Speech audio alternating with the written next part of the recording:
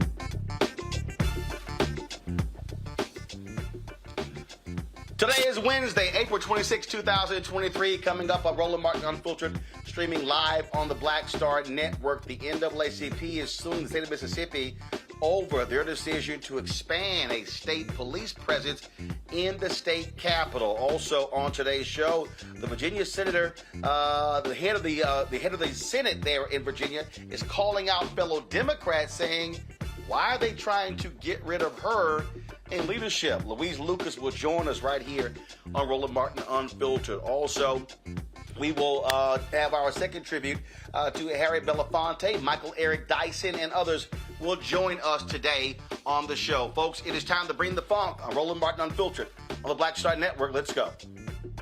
He's got it. Whatever the biz, he's on it. Whatever it is, he's got the scoop, the fact, the find. And when it breaks, he's right on time and it's rolling. Best believe he's knowing. Putting it down from sports to news to politics. With entertainment just for kicks, he's rolling. It's on go, roll, y'all. It's Roland Martin, rolling with Roland now. He's funk, he's fresh, he's real, the best, you know he's Roland Martin now.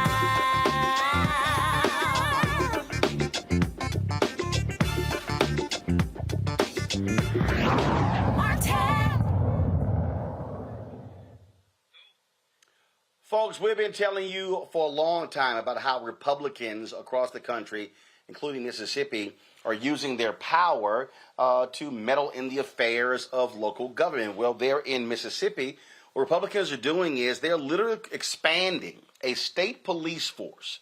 They're expanding a state police force to cover what is called the capital area. Now, here's the deal. That's where most whites in Jackson, Mississippi live.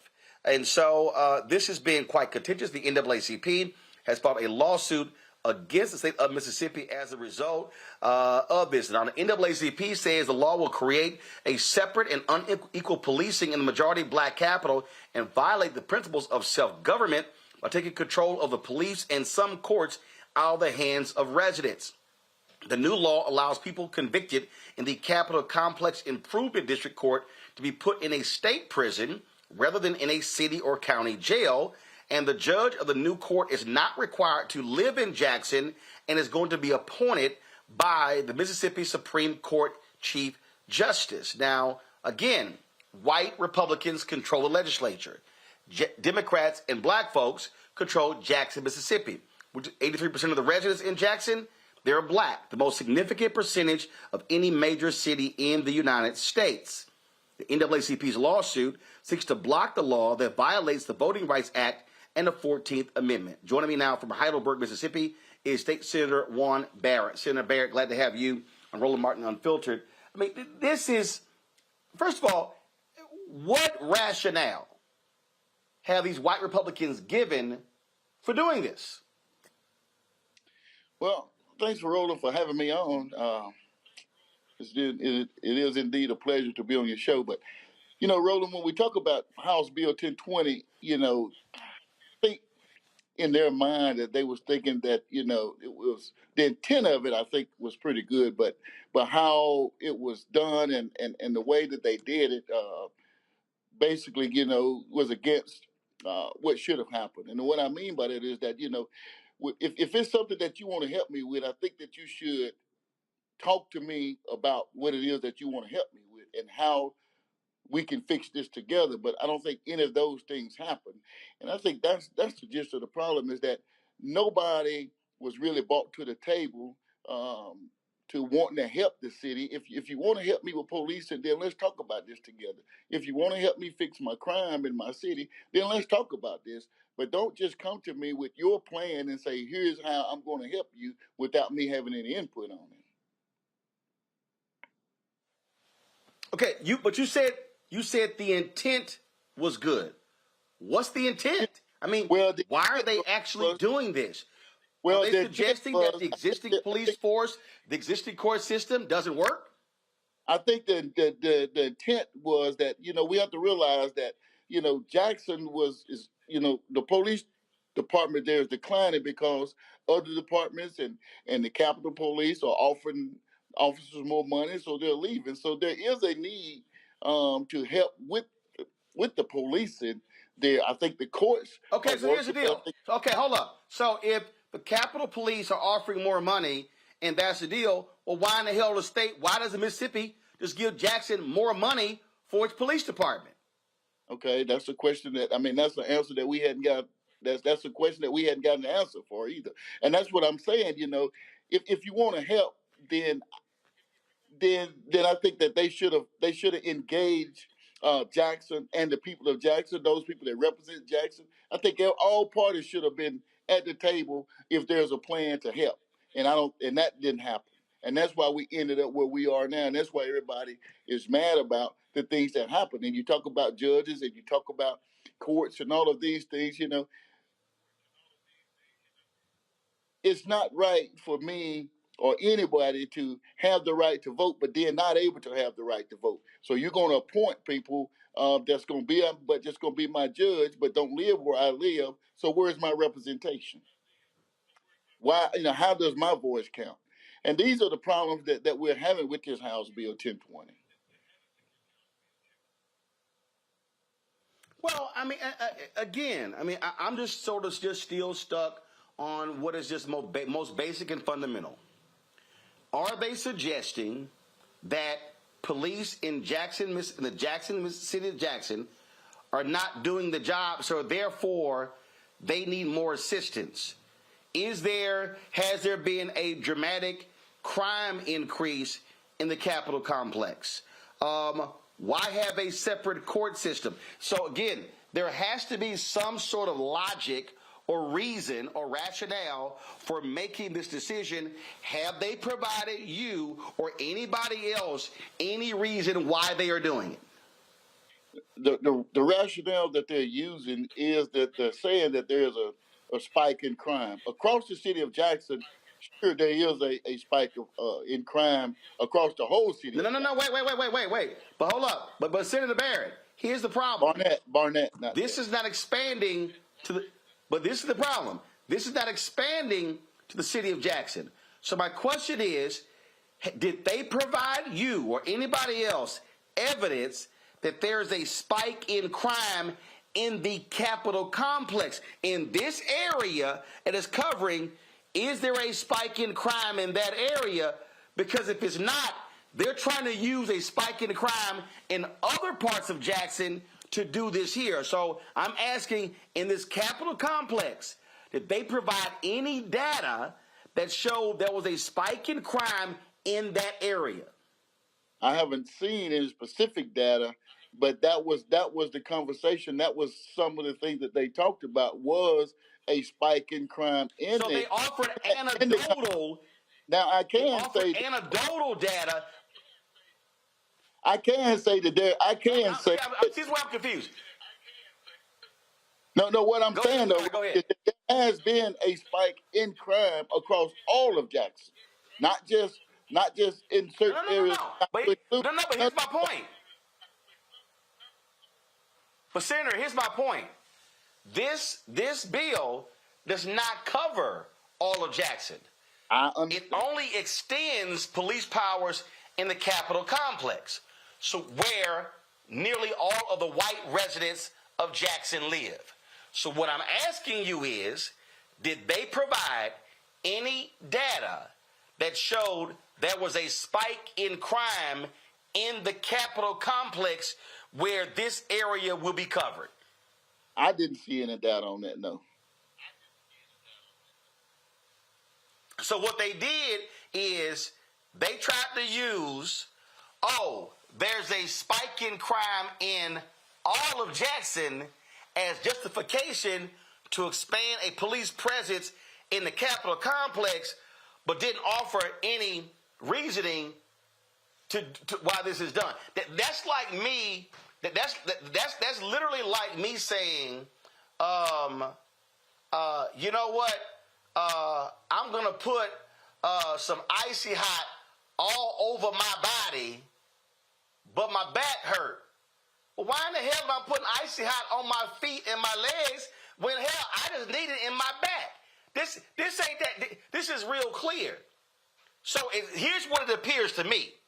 It appears to me like the white Republicans in Mississippi want to create a separate police department and a separate court system in the area where nearly all white folks in Jackson live. That's what it looks like to me.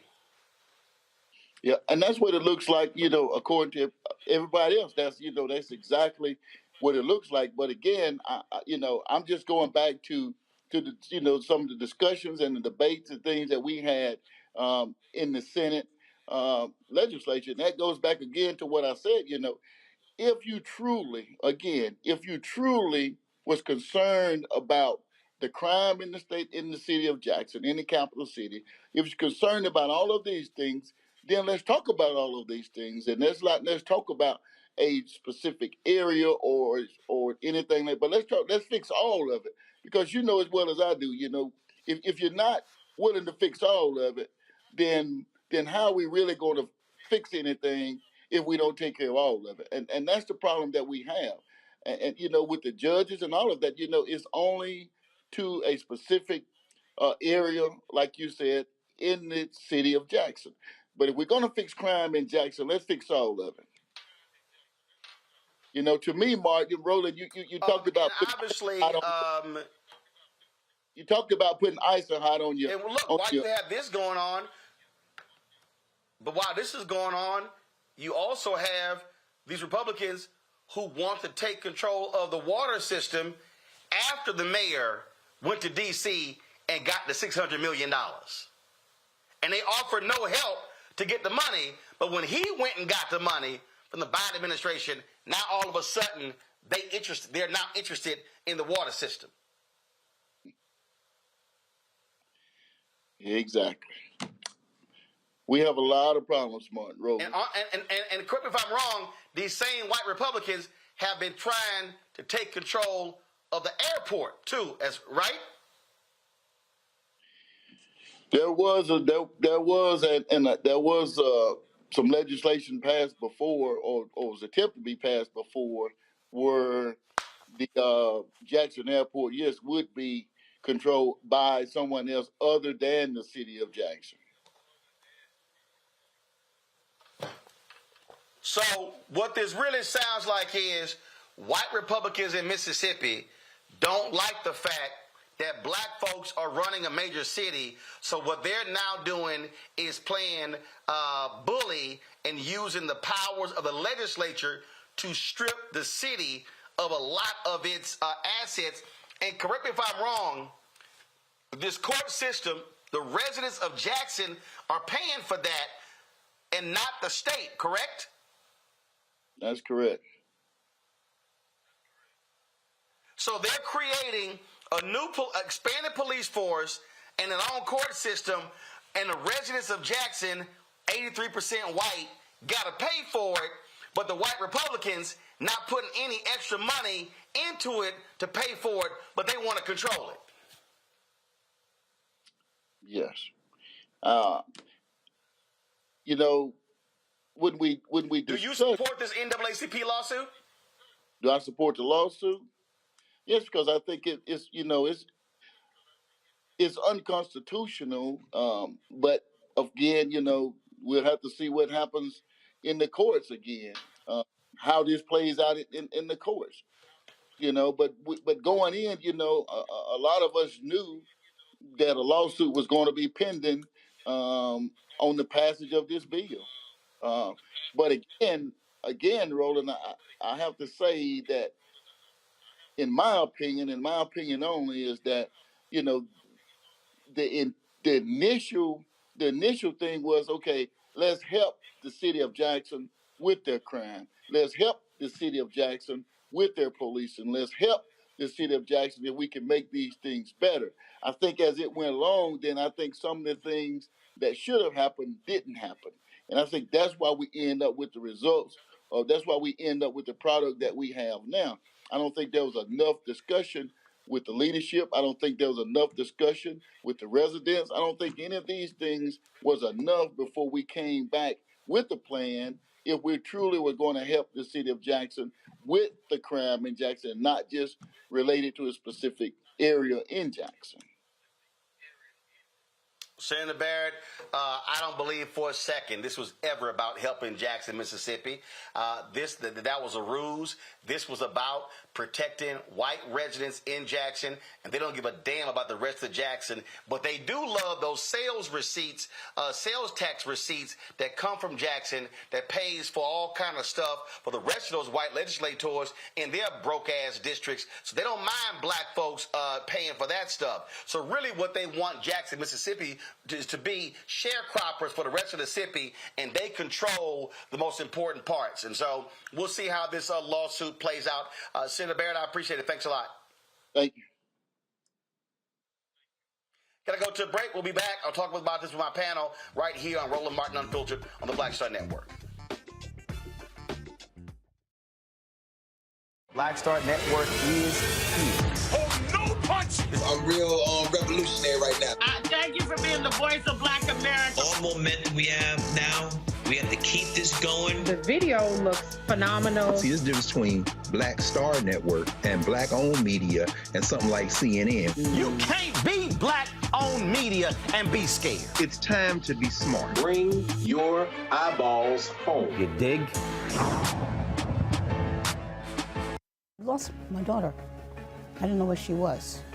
So I had to figure out how to survive, how to eat, how to live. I don't want to go into the details because she's here, first of all. She may not want me telling that story. But possession of her, the family broke down, fell apart. I was homeless. I had to figure out, I didn't have a manager or an agent or anybody anymore, and I'm the talent. So I got to figure out how to be the agent. I had to figure out, how does business work?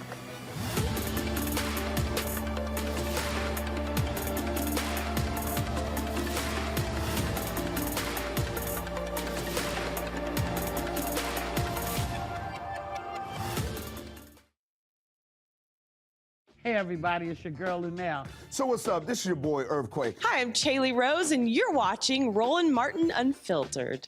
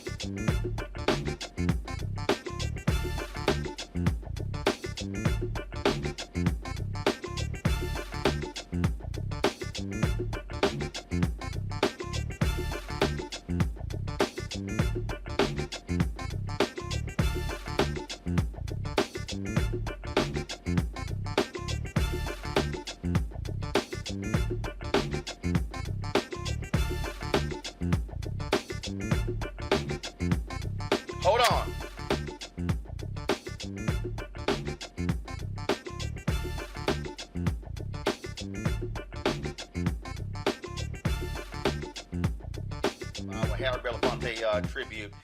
And so to the control room, pull the audio down, please. Thank you. And so for the control room, look for a note because we have a special guest who wants to come on live. Let me pull up my panel right now. Joining me now, Robert Patillo, host, People, Passion, Politics, News and Talk, 1380 WAOK in Atlanta. He's coming to us out of D.C. Rebecca Carruthers, Vice President, Fair Election Center, to Run Walker, founder of Context Media. Robert, I'll start with you. I mean, look, today in Montana, you got the Republicans that silenced a transgender elected official because they didn't like the fact that she disagreed with them. You got Republicans in Tennessee that expelled 2 black members, and they still hate the fact that they're still talking. You got in Tennessee getting rid of a independent citizen-run police accountability board. You got in other states where Republicans in Florida, Alabama, they passed bills that say local people cannot get rid of Confederate monuments. What you have here are Republicans who do not care that other people vote. Their whole deal is we got power, we can do what the hell we want to do, and we really don't care whether y'all like it or not. That's what's happening in Jackson, Mississippi. So the NAACP should be filing lawsuits against Republican legislatures all across the country. And you can add to that in Wisconsin, where the Republican legislature, they have threatened once they get the supermajority, they will try to impeach the newly elected Democratic progressive Supreme Court justice there. North Carolina, where you had a Democratic state senator who switched from Democrat to Republican there, until now they will be able to override any veto from the governor. What we are seeing is the results of the DNC neglecting state-level parties for the last 15 years. Ever since Howard Dean was DNC chairman, we have seen a consolidation of power in D.C., taking money away from state and local Democratic parties, away from local organizing commissions, etc. And because of that, during the period of time that President Obama was in office, we saw 1,044 seats nationwide flip from Democrat to Republican. So even though Republicans have not won a popular vote since 2004, and that's the only popular vote they've won since 1988, even though the 50 Democratic senators represent 41 million more voters than the 49 Republican senators, even though you have a House of Representatives that represents millions or more on the Democratic side of the aisle than the Republican side of the aisle, they've been able to consolidate power in these state and local governments, and that's where we're seeing much of the very extreme legislation coming from. And remember, when you have a controversy between the states, that is ultimately decided by the Supreme Court. What else have Republicans been doing? President Trump nominated more and confirmed more federal justices or federal judges under Mitch McConnell than any other president. We see a 6-3 majority on the Supreme Court. So their plan is to put this extreme legislation in place on the state level, have it ratified by the Supreme Court, and then spread it nationwide. And then you never have to worry about getting a majority in Congress or getting a veto-proof majority or filibuster-proof majority in the Senate. You can do national legislation from the state level, and that's what we're seeing now.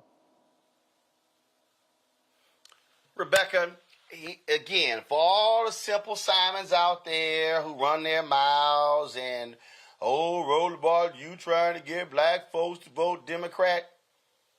Let me remind these idiots, when you file a lawsuit and you file it in federal court, those are federal judges. Those federal judges are appointed either by Republicans or Democrats. They're confirmed by the Senate, whether led by the Republicans or Democrats. This battle right here is likely going to be playing out in federal court because why? The NAACP is using the Voting Rights Act as a legal basis for the lawsuit. So for all of the idiots who say voting doesn't matter, I bet you don't want one of those Trump judges hearing this lawsuit. Well, this particular lawsuit is going to go through the Fifth Circuit. But while you had your previous guest on, the senator from Mississippi, I believe Senator Barnett, I wanted to hear him actually call out and use the actual word of what's going on here. We're seeing an apartheid system that's happening in front of us in Jackson, Mississippi. And like you said, this is something, if it's not checked, it's going to spread across the South and even spread into other parts of the country, even beyond the South. To have a institutionalized, systematic regime of segregating resources based upon race, whether it's the courts, whether it is dealing with their airport authority, or it's dealing with law enforcement or a new police force. You know, I'm afraid that this is also going to extend to the schools. This is going to extend to the sewer and water and other public things that are happening in Jackson. But to me, that's very alarming, and I want people to actually use the words of actually what we're seeing happening in front of us. This is apartheid that's happening in Jackson, Mississippi. Toron, I keep warning black folks, don't think for a second you're not going to see similar actions taken in other cities all across the South where black folks are in control. This is them running the game plan. To my sister's point who just spoke, she's absolutely right that what we're seeing is sort of like a vestiges of apartheid, but it goes back even further than that. What I see happening goes back to 1877 after Reconstruction, when the federal troops were pulled out of the South, because before that, there were stopgaps in place to allow black judges, black legislatures, not black senators, but people on that level to regain power after the end of the Civil War. Immediately when federal troops were pulled out of the South, you saw the rebirth of the Ku Klux Klan, and you saw voter intimidation. You saw basically destruction of black schools, lynchings of black people, intimidation. So this is what's happening. And what I think what people really have to understand is, you mentioned voting earlier. What people have to understand is that people got to get out of this idea of thinking that federal and presidential elections are the only ones that matter. It's the elections that are unsexy that people have to pay attention to, whether it's the school board elections, whether it's federal, whether it's state judges elections, whether it's your city council person election, because this is what's happening.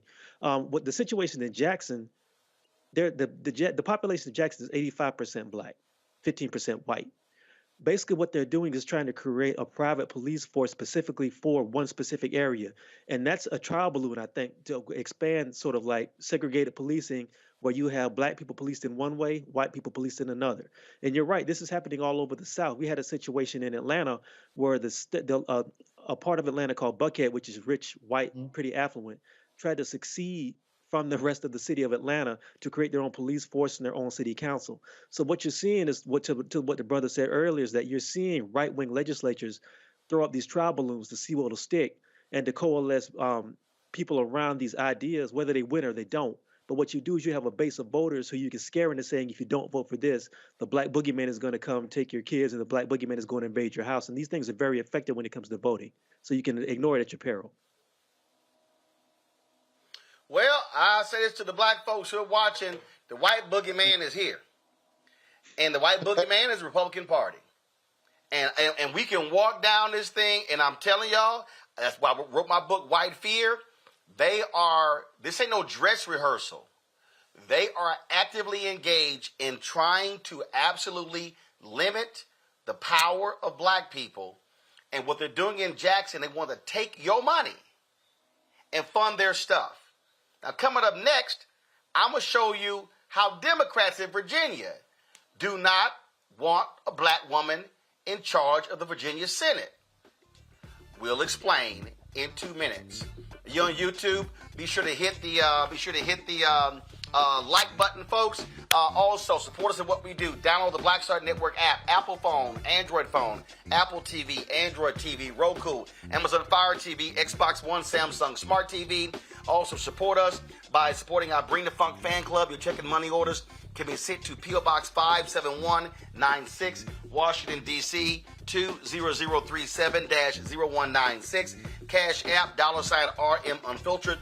PayPal are Martin Unfiltered. Venmo is RM Unfiltered. Zelle, Roland at RolandSMartin.com. Roland at RolandMartinUnfiltered.com. And as I said, don't forget to get my book, White Fear, How the Browning of America is Making White Folks Lose Their Minds.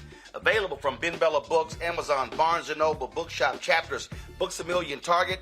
You can also download your copy on Audible. We'll be right back. Hatred on the streets, a horrific scene, a white nationalist rally that descended into deadly violence. White people are losing their damn minds. as an angry pro-Trump mob storms the U.S. Capitol. We've seen We're about to see the rise of what I call white minority resistance. We have seen white folks in this country who simply cannot tolerate black folks voting. I think what we're seeing is the inevitable result of violent denial. This is part of American history. Every time that people of color have made progress, whether real or symbolic, there has been what Carol Anderson at Emory University calls white rage as a backlash. This is the rise of the Proud Boys and the Boogaloo Boys. America, there's going to be more of this. Here's all the Proud Boys, guys. This country is getting increasingly racist in its behaviors and its attitudes because of the fear of white people. The fear that they're taking our jobs, they're taking our resources, they're taking our women. This is white fear.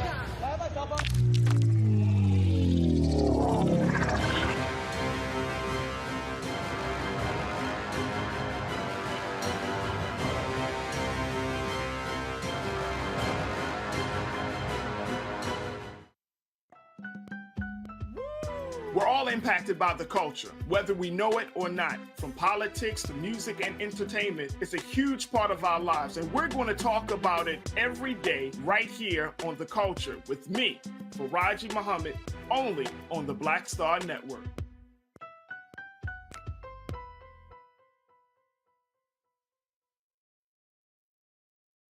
Black TV does matter, dang it. Hey, what's up, y'all? It's your boy Jacob Lattimore, and you're now watching Roland Martin right now. Yee.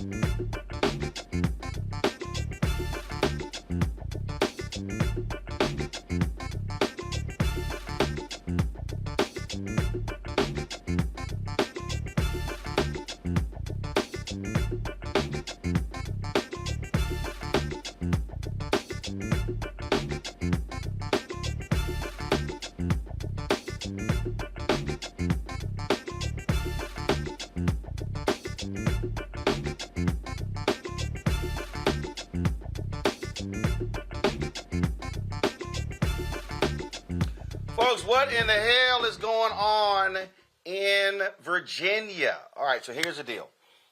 There are elections in this November. Right now, Glenn Youngkin, the Republican, is the governor. Democrats, by a slim majority, are in the minority in the House, but they control the Senate by a slim majority. Now, Louise Lucas, state senator, is the leader there in the in the Virginia Senate. Yet she has been on a rampage on Twitter in the last 48 hours, calling out fellow Democrats who she say are trying to take power away from her to run the Senate. I wanted to find out what the hell is going on, so we called her. She joins us right now. Senator Louise Lucas, glad to have you back on the show. So, all right, what is the deal? You would think that Senate Democrats, House Democrats will be aligned trying to hold on and control the legislature to stop some of the crazy stuff from Governor Glenn Youngkin, yet you're facing primary challenges? Yes. Well, let me give you the backdrop of this. You know, with the redistricting, we ended up with a lot of Democrats and a lot of Republicans coupled in districts with their own colleagues. Republicans were coupled with Republicans and Democrats were coupled with Democrats. Well, most of the Republicans were able to sit down and talk about it, and some of them just retired so that the other person could run, so that they wouldn't have these bloodbath kind of primaries between them. Well, the only two that were left coupled was my opponent, who represents currently the 5th Congressional District, and myself, who represents the 18th Senatorial District. Well, some of my colleagues decided that they were going to put their names on an invitation for my opponent, who happens to be Black, and thought that I would be okay with that. And they said, well, it's not an endorsement. We just hosted a fundraiser for him. I said, how the hell is that not an endorsement? You lend your name to a fundraiser and you don't think that's an endorsement? When the funds that he will get from that fundraiser will be directed at trying to defeat me. And so I took it personal because, for one thing, I currently serve as the president pro tem of the Senate. So I preside over that body. I am in line to be number one in the Senate because my number one and number two, who I'm tied with colleagues, are both retiring.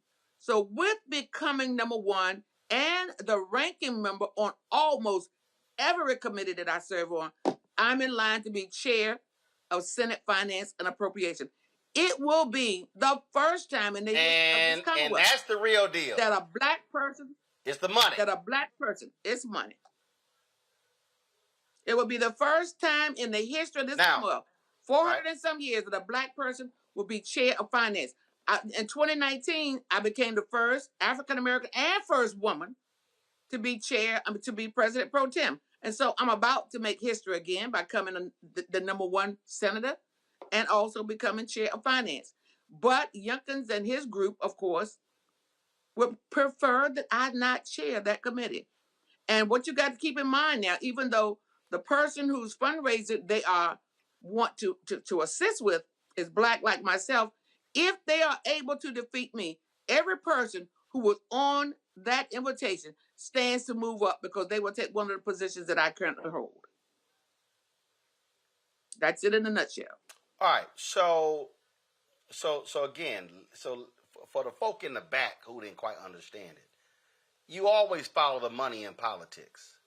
And so if you head up your appropriation committee, no money gets spent in the state of Virginia unless it comes through your committee.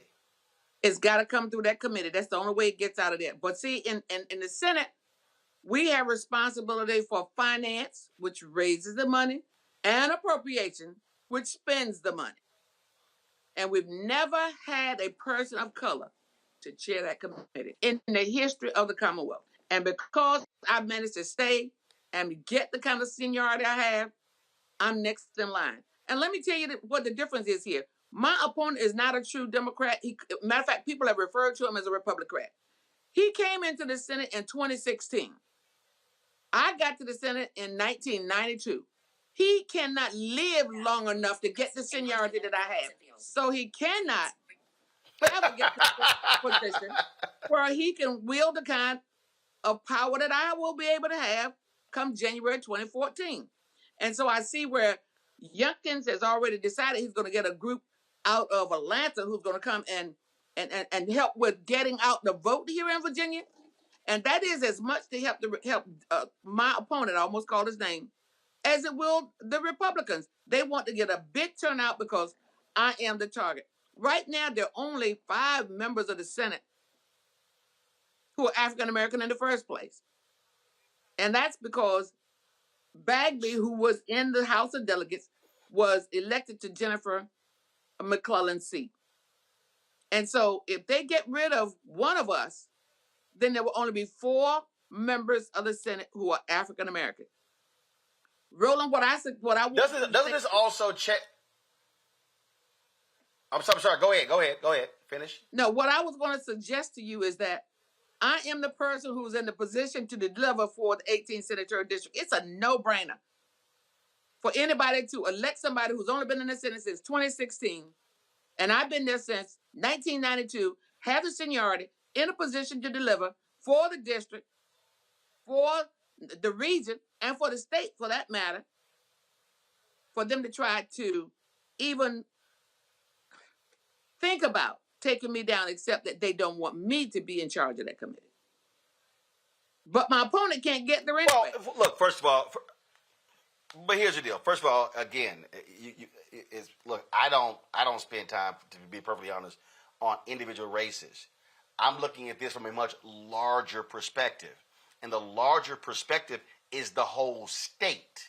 And the reality is, and also in terms of exercising of power, and that to me is what is critically important, because when we talk about black folks on the state level, it goes to who's in charge. The reality is, right now, your Senate Pro Tem, Don Scott, is head of the House Democrats.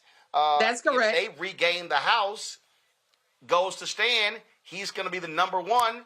He'll be the top Democrat in Virginia. You'll be the top Democrat in the Senate. Now you got two African Americans who basically are the top Democrats in the state of Virginia. There you got it. It's going to be a huge deal going into 2024 in the presidential election year. Absolutely. And of course, it's a Senate race on the ballot, correct? Because you got Senator Tim Kaine, right? No, Tim Kaine is not coming up this year, right? But you have what we have all of the No. Is it Kaine 24? Yes, Kaine is 24. Yes. Right. So what I'm saying is, if Democrats if you win your primary, Democrats maintain the Senate in Virginia. If they're able to flip, so look, y'all are down how many seats on the House side? I think it's only 4. If memory serves me and correctly, you're only up. And you're the only Senate, up how many seats on the Senate side? Well, in the Senate right now, we currently sit at 22-18. 22 Democrats, 18 Republicans. So, again, for the people who are listening, if Democrats are able to win those seats in the House, you will likely have an African-American running the Senate, an African-American running the House, like I said, of Virginia, the cradle of the Confederacy, going into 2024, where you're going to be trying to basically combat Glenn Youngkin Republicans, MAGA Republicans, who are going to be all out for Donald Trump. Absolutely. That's why I'm saying this thing is broader than just Senate District 18. Absolutely. And it's unfortunate that, and of course, I know any number of groups and organizations have tried to talk to my opponent to say, look, not only is this important to the district, but this is history in the making. And he said, I don't care anything about that. Gotcha. All right. Well, look, we'll see what happens. The primaries in June. June what?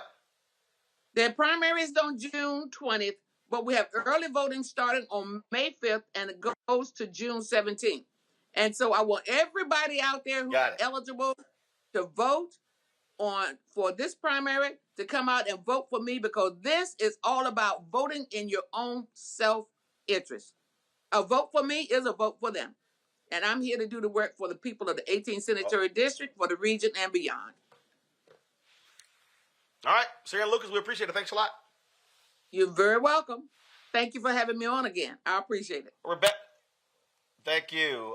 Rebecca, as I was laying out there, again, the implications go beyond a single Senate district in a state. So, again, when you're talking about politics, you got to think about this as moves on a chessboard, not checkers.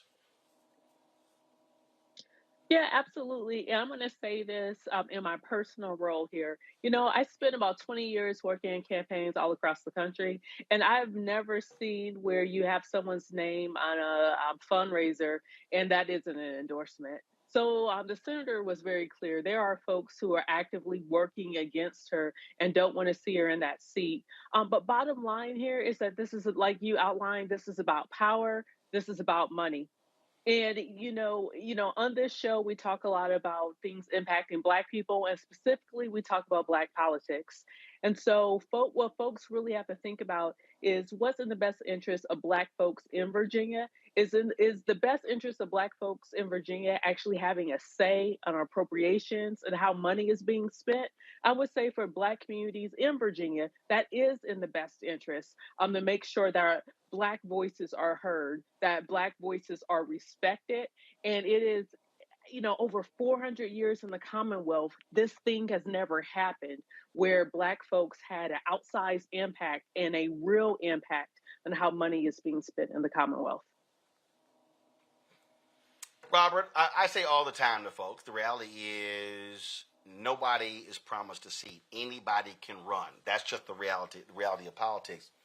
But it is also important to think about what happens when you do lose seniority, when you do lose access to powerful positions. That has an impact on Black communities. Look, the Virginia Democratic Party hasn't been right since they stole that seat from Justin Fairfax. So let's just be honest. There seems to be a power struggle going on there, always within the party. And I think that when you're looking at a state that should be solidly blue in all elections, Glenn Youngkin should have never had an opportunity to win that seat, regardless of who the Democratic nominee was. But it's this type of infighting, this type of petty personal politics that gets in the way in putting together the type of progressive agenda that's needed so that Virginia can then become that model for the Southeast, the model for the Confederate States. As Virginia goes, North Carolina will go. And having Georgia on one side, Virginia on the other side, we should be having enough residual pressure to turn North Carolina and South Carolina Democratic also, as well as parts of Tennessee. But we're not getting that because these state parties are so disorganized at every level, seemingly, that they can't get one foot in front of the other to actually get things done for the people in their districts. Toran? Something the senator said that I found interesting was the fact that her opponent is bringing in outside comms people from Atlanta, ironically. Why are people coming in to work for her opponent that are not based in the state of Virginia? You know what I mean? Nobody can. This happens a lot, I think, sometimes. It happens all the time. I get it, but here's the thing. I could, like literally all over. No, I get it, but here's the thing. If you don't have people who are connected to Virginia, if you don't have people who can tell the story of what this woman's legacy is in Virginia, and they're not leading that conversation, what happens is you get people who craft messaging that doesn't have anything to do with what's going on. And from what she said about the fact that her role would be to take care of appropriations and to be able to control that, that tells me that whatever's going on, as you said, is deeper than just this one woman, just her opponent, and this one race. This sounds like something that's getting ready to be set up for 2024 to where there's going to be a big enough war chest that can be used to go to any candidate they wanted to go to and to push any agenda that may not have anything to do with the Black constituents in her region and in Virginia. And that's what scares me. And I'm thinking if you're going to fight that, you have to be very upfront about that and get in front of your people to tell them that this is what this is about. It's bigger than me. It's about what's going to be benefiting and detrimental to you. All right, folks, got to go to the break. We'll be right back. I'm Roland Martin Unfiltered. Yep. One more thing, I think it's important to call out I think it's important to call out anti-Blackness here. Like anti-Blackness could happen within the Republican Party. It could also happen with the Democratic Party. I think is very important to point out here that, the values here first is what is in the best interest of the Black community. I just wanted to point that out. But I think her opponent's Black. But you still have other things at play. This is what we call politics. Again, but what I'm saying to people is understand, again, politics is about power. And folk either have it or they want it. I'll be right back on Roland Martin Unfiltered on the Black Star Network. When you talk about Blackness and what happens in Black culture, we're about covering these things that matter to us, speaking to our issues and concerns. This is a genuine people-powered movement. There's a lot of stuff that we're not getting. You get it, and you spread the word. We wish to plead our own cause. Too long have others spoken for us. We cannot tell our own story if we can't pay for it. This is about covering us. Invest in Black-owned media. Your dollars matter. We don't have to keep asking them to cover our stuff. So please support us in what we do, folks. We want to hit 2,000 people, $50 this month, raise $100,000. We're behind 100,000, so we want to hit that. Y'all money makes this possible. Checks and money orders go to P.O. Box 57196, Washington, D.C. 20037-0196. The Cash App is $RM Unfiltered. PayPal is R Martin Unfiltered. Venmo is RM Unfiltered. Zelle is Roland at RolandSMartin.com. On a Next, A Balanced Life with me, Dr. Jackie, we talk about a hard, cold fact. Not all healthcare is created equal in this country, especially if you're a person of color. So many of us, Black families, we rely upon each other heavily. A lot of us aren't necessarily sure how to best communicate with our healthcare providers. How to take charge and balance the scales. Your life may depend on it. That's next on A Balanced Life on Black Star Network. This is Judge Mathis. What's going on, everybody? It's your boy, Mac Wild. Hey, what's up, y'all? It's your boy, Jacob Lattimore, and you're now watching Roland Martin right now.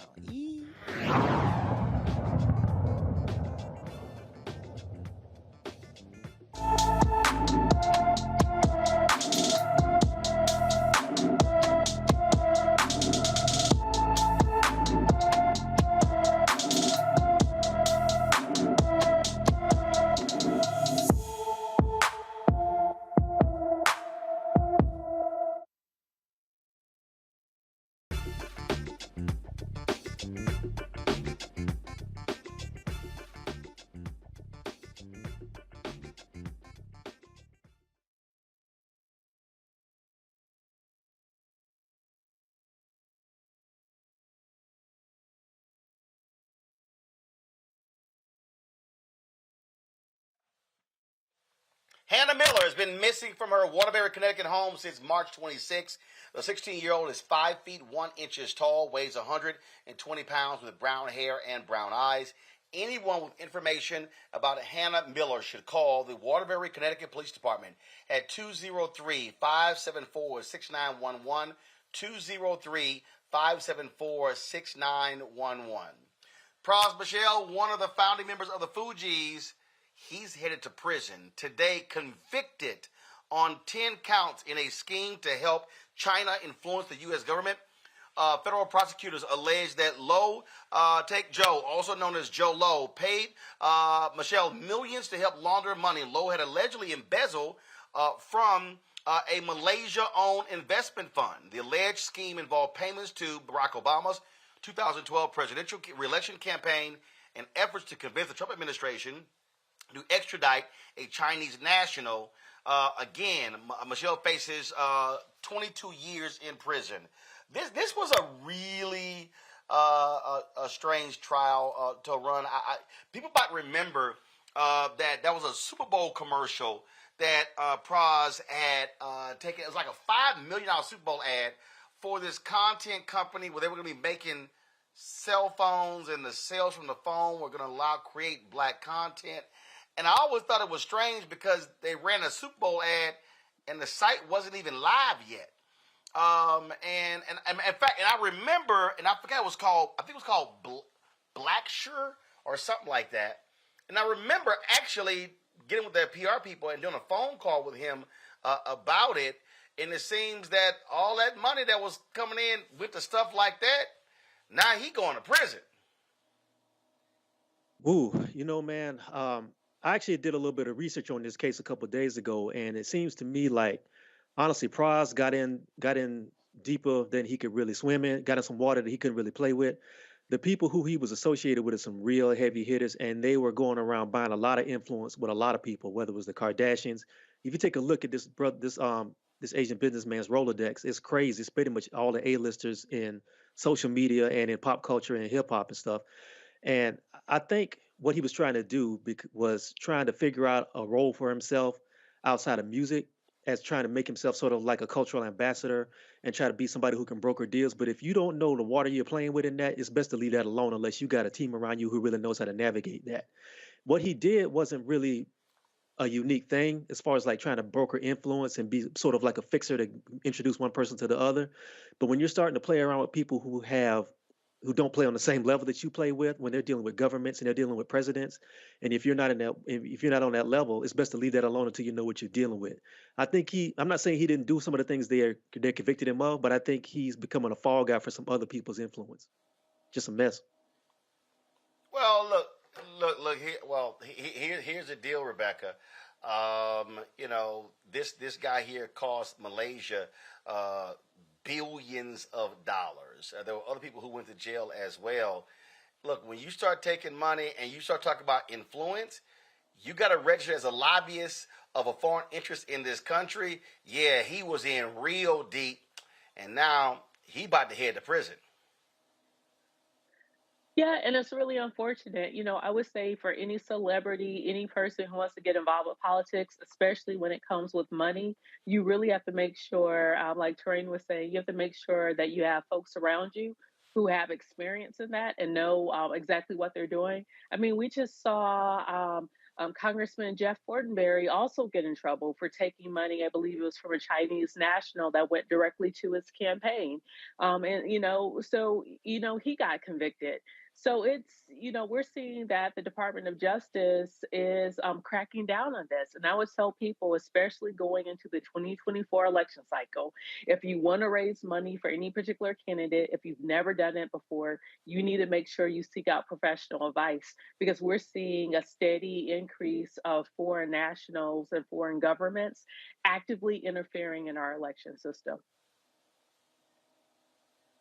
Well, Robert, during the trial, he claimed that he did have the advice of lawyers and accountants. But again, when you start talking about foreign money and elections, you're now in some deep territory that deals with, again, lobbying. That there are laws against foreign money being involved in elections. And so this was, the prosecutors laid out a very strong case against him. And it's not as easy, Robert, to simply say, hey, I ain't no dog. So we just ain't never gonna get another Fugees album. You never gonna get a reunion tour. Hell, you nothing can like that. you can hang that world tour up. That ain't happening. I just came from the Usher residency out there in Vegas. It's amazing. So the Fugees could do something like that, but no. Pras wants to pretend that he's part of the Kingpin organization. Now he done messed up everything for everybody else. That's just being selfish at the end of the day. You got to think about the rest of us who now, when we're in our middle ages, we trying to see the old acts that we wanted to see back in the day. I'm not trying to get into Little Yachty. I'm not trying to get into Little Uzi. I want to hear the music that I like, which includes the Fugees, but now Pras has messed that up. So I call this personally against him. Well, look, I know Lauryn Hill like being late. I don't know about 22 years late, so we'll see what happens when they have a sentencing that's going on there. All right, y'all. Georgia parents, they are outraged after a school field trip to a slavery exhibit led to a reenactment of a slave auction. W.C. Abney Elementary School school teacher, this is in Dallas, Georgia, took a class of third graders to the Maple House Plantation. When they arrived, the students were made to stand in a line and hold up cards with prices to reflect a slave auction. A mother of one of the students, Gladys Cleaves, said her biggest concern was the school never mentioning slavery would be taught on the permission slip and the false narrative the school portrayed by telling the children that these were nice enslavers who treated the enslaved people like family. Cleaves called for diversity, equity, and inclusion training to better inform school officials on handling such situations. Paulding's County School District has not made a public statement about the incident. Well, hell, now you got Republicans trying to get rid of DEI everywhere, Robert. That ain't going to happen. You know, it amazes me. For years, Republicans will use all these euphemisms. They'll beat around the bush. Now they literally just say out loud, I want to get rid of diversity. That is our plan. That is what we're working towards. Even in situations like this, they are going back to the great lost cause narrative of the South. This conceptualization that it wasn't that the South was morally wrong or morally bankrupt in its position on enslavement, but rather it was just a disagreement between brothers, and the South decided to enact their right as a voluntary union to separate from the United States of America. They are trying to rewrite and sanitize and change the hearts and minds of the next generation, so that when it's time for that great population shift that we've been talking about, that singularity, where they're no longer a majority of the country, but rather just one of many minority groups within the country, they just want to make sure we don't treat them like they treated us. Rebecca? Nothing ever good comes out of public school kids or even school kids, period. Having a school lesson, which includes reenactment of slave auctions. I mean, this is not the first time that this has happened with the school system, with them trying to have students reenact and actually play the part of a slave or do like cosplay as slaves. And so, I mean, teachers got to do better. Like, I don't even understand. Even if that was my school's curriculum, you know, if I was a teacher, there's just no way I would ever do anything like that. I mean, this is getting out of hand. And it's ridiculous. Ron, about 20 seconds. Final your comment on this. All I'm going to say is these people knew what they were doing. They know the history. This is just trying to create this revisionist history like Robert said and everything. And I'm going to tell you right now, if that was my child, I'm coming down there to do some role plays where we're going to play Nat Turner.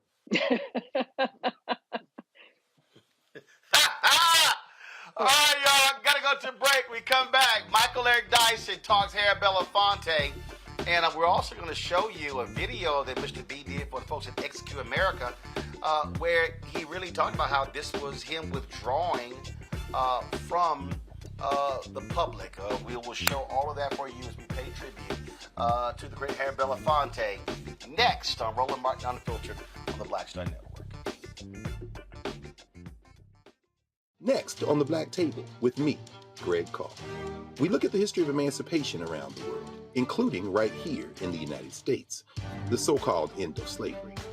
Trust me, it's a history lesson that bears no resemblance to what you learned in school. Professor Chris Manjapra, author, scholar, amazing teacher, joins us to talk about his latest book, Black Ghost of Empire, The Death of Slavery and the Failure of Emancipation. He explains why the end of slavery was no end at all, but instead a collection of laws and policies designed to preserve the status quo of racial oppression. The real problem is that the problems that slavery invented have continued over time. And what reparations are really about is saying, how do we really transform society, right? And stop racial violence, which is so endemic. What we need to do about it on the next installment of The Black Table, right here on the Black Star Network. Hi, I'm Dr. Jackie Hood Martin, and I have a question for you. Ever feel as if your life is teetering and the weight and pressure of the world is consistently on your shoulders? Well, let me tell you, living a balanced life isn't easy. Join me each Tuesday on Black Star Network for A Balanced Life with Dr. Jackie. We'll laugh together, cry together, pull ourselves together, and cheer each other on. So join me for new shows each Tuesday on Black Star Network, A Balanced Life with Dr. Jackie.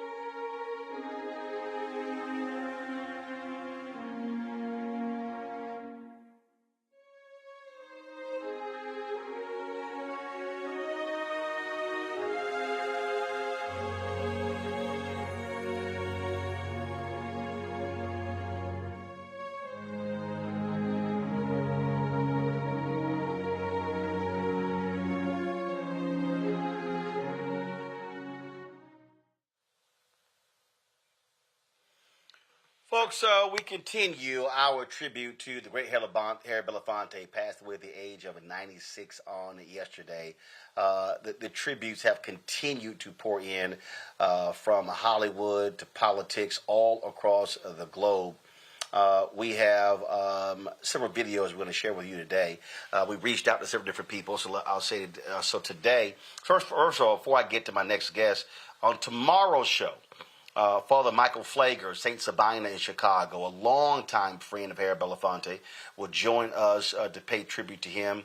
And also, a few moments ago, I got a text message. Minister Louis Farrakhan will also join us to pay tribute to Harry Belafonte. That is on tomorrow's show. Right now, we want to go to Dr. Michael Eric Dyson. Doc, glad to have you here. You cross paths with Mr. B on many occasions. Just share with just folks just your thoughts, reflections on the enormity of this man and what he accomplished in his 96 years. Well, thank you, first of all, Brother Roland, for having me. Nobody else is doing what you're doing, given this kind of broad coverage.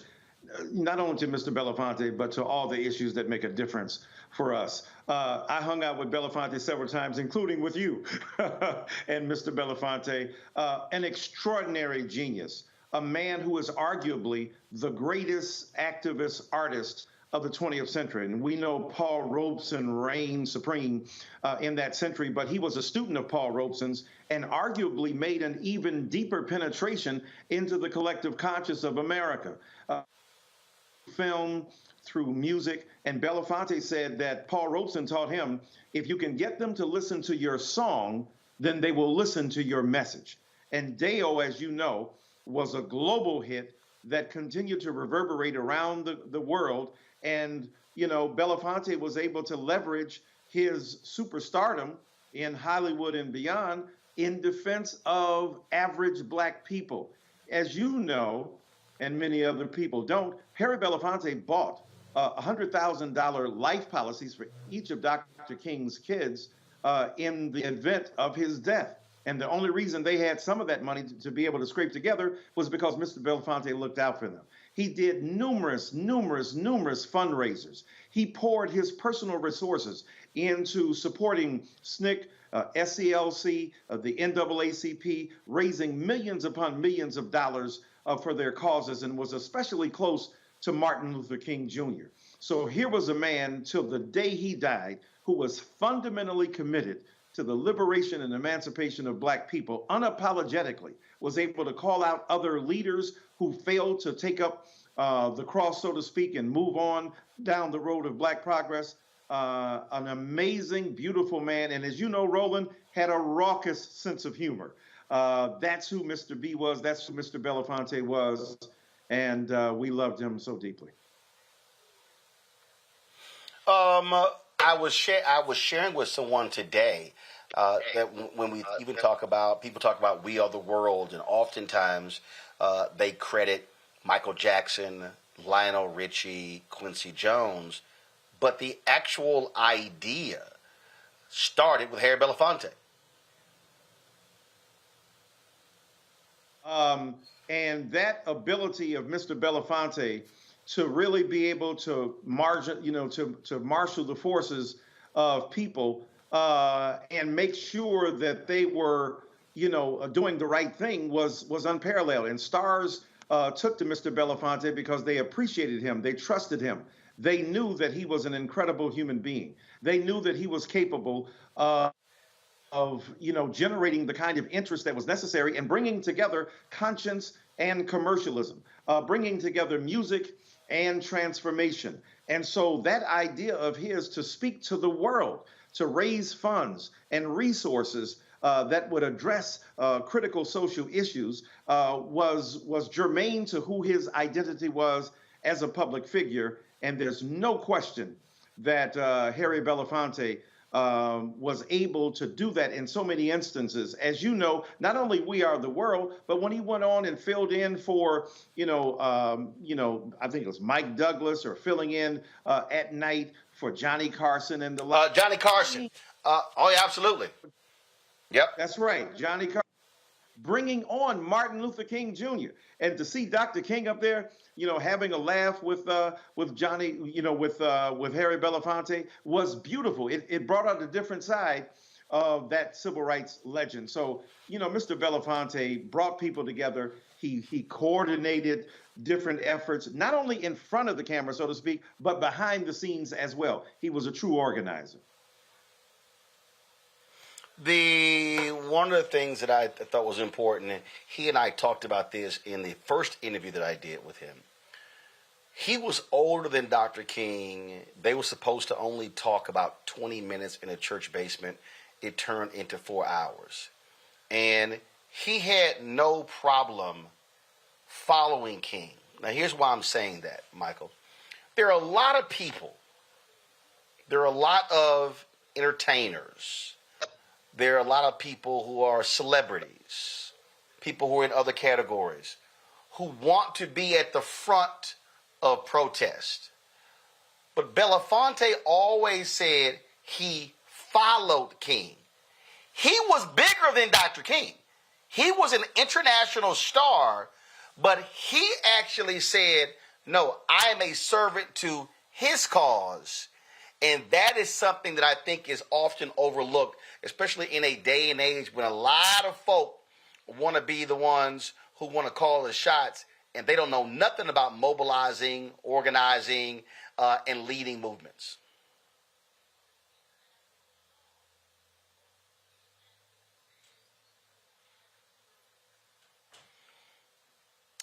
We just lost Michael Eric Dyson there. We need to call him back.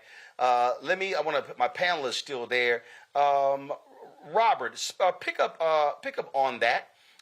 Again, that point about understanding what your role is. Absolutely. And let's understand just the significance of what Mr. Belafonte did during his lifetime. Very much.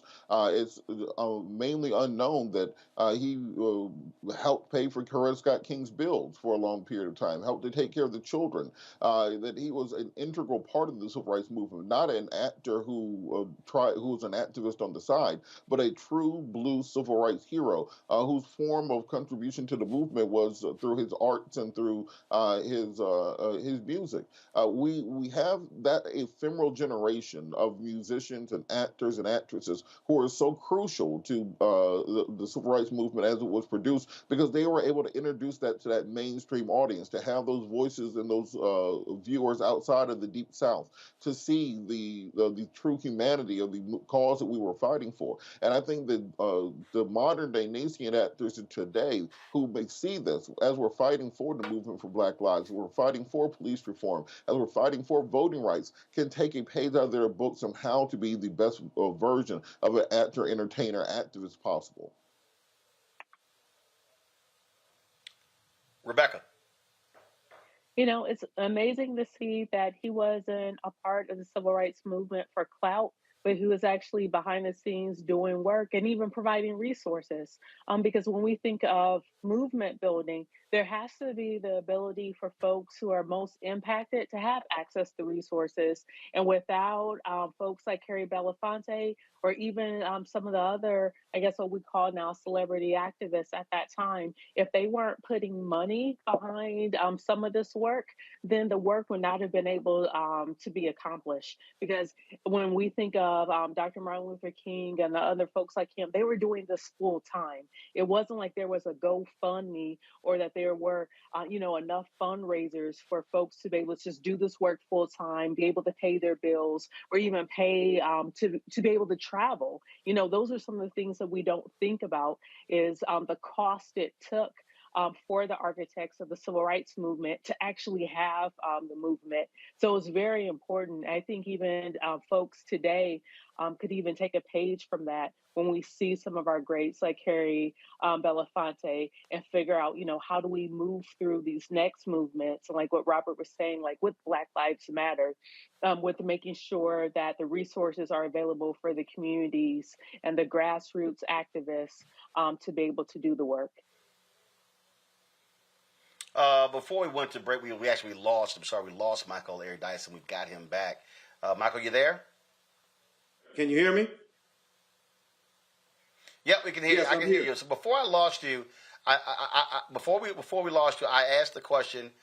He said he was a servant to Dr. King. He was not trying to be the leader of the movement. He said, "I want to be of service." That is different from a lot of folk today who are in the entertainment space who want to be the leaders of movements, as opposed to following those who do this work every day, 7 days a week. I am so glad you said that, Roland. I haven't heard anybody point that out, and this is why it's important. It's not that we have egos, those of us who, quote, do this every day. It's a matter of expertise. We're not going to shoot a jump shot for LeBron James. We're not going to strike a tennis ball for Serena Williams. Those people who have interests and even develop some level of expertise in terms of voting rights or struggling against incarceration and like should willingly defer to those who have been informed about the struggles that we are both mutually concerned with. And it is no slight on any musician or entertainer that they would follow the way of a Reverend Al Sharpton, a Reverend Jesse Jackson, Reverend Bernice King, following Melanie Campbell, following, Joyce Beatty. I mean, the point is that these are people who do what they do every day. They lead organizations, they're elected politicians, they're informed about the deep matters of these issues. I'm not suggesting that no entertainer or artist or athlete is capable of giving leadership once being deeply informed. But the reality is these are things that these people have been doing for decades, and we should have a more united front where those athletes and entertainers bring their notoriety, bring their visibility and spotlight to bear upon the issues that are addressed by these leaders every day. It's an excellent point, and Harry Belafonte had no ego when it came to that. Michael, final comment. The thing that I find to be fascinating is that when we talk about a lot of other folks who are engaged in the work, that they often retire. I remember when he had to battle the king, a couple of the king children, over the selling of personal artifacts, and he was selling them to fund existing projects today. Right. And there were some issues there. And so the point I'm raising is that he passed away at 96. He was literally, and I know through our conversations, through talking to Susan Taylor, how he would call Kefra over to his place and was giving out orders. Up until his last days, he was still doing the work. Man, he never retired from activism. Never retired. I know this personally. I was there sometimes when he called Kefra. I was there sometimes when he called me. He put me on the phone. He's the one who connected me with Colin Kaepernick. He did it personally. This man was deeply involved and invested in social change to the end of his life. This wasn't a one-time thing for him. This wasn't, it'll be sexy and cool and people will think good of me, and then after the spotlight is gone, I'm done. No. This man committed his life in a fundamental fashion to social change until the very end. He would call upon people. He called upon you. He called upon me. He called upon Kefra especially and worked with him. And we would exchange jokes and get down to business. He allowed me to do interviews with him for my book that I wrote about the historic meeting between Mr. Belafonte and Lorraine Hansberry and Lena Horne and Robert F. Kennedy and James Baldwin. And it was an extraordinary meeting that changed the face of the civil rights movement, especially because it forced Robert F. Kennedy to take these issues of race far more seriously. And they got up in his face and they did not, bow down to him. That's the kind of person Harry Belafonte was till the end of his life when he could no longer hold that torch. And it is a remarkable testimony to his extraordinary character and his vitality. Michael Eric Dyson, we appreciate you joining us, sharing your thoughts and reflections on the great Harry Belafonte. Thank you, my friend. Appreciate you having me. Ron, before I let the panel go, I want you to give your thoughts about Mr. B. First of all, I want to give nothing but respect and adoration to that brother. I did some research after his death, and people don't realize that Harry Belafonte was a very successful entertainer. That's how he came to the work. That's how everybody got to know him.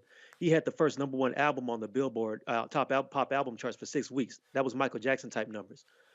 Harry Belafonte could have done his music, acted, and been a very successful entertainer for the rest of his life and been financially set and not did anything. The fact that that man used his platform and his visibility to reach out and give visibility to people fighting for the oppressed, fighting for black people around the world at a time when that was really something that could really put your life in jeopardy, much less your career, shows you the integrity of this man. Like I said, he could have done this the rest of his life and been just fine. So the fact that he put himself at risk and gave people platforms, I have nothing but respect for that man, where he could have lost everything, including his life. So nothing but respect for him. And I want people who may feel the same to be able to look at his example and find the courage to do the same thing. It's not going to be easy, but that work is not done, and we need more people on the present day to do this. Indeed. Torun, Rebecca, Robert, I appreciate y'all joining us today on Roland Martin Unfiltered. Folks, when we come back, we will hear from Harry Belafonte.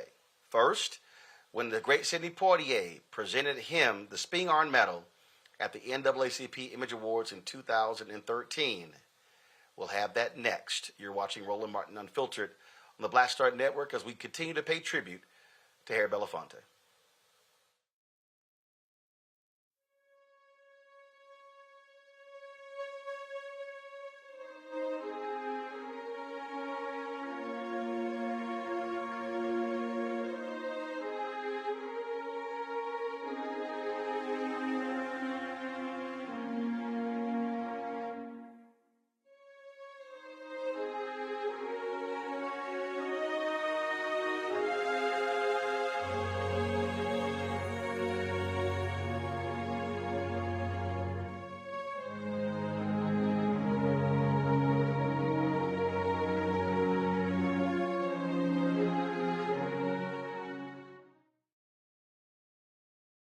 On the streets, a horrific scene, a white nationalist rally that descended into deadly violence.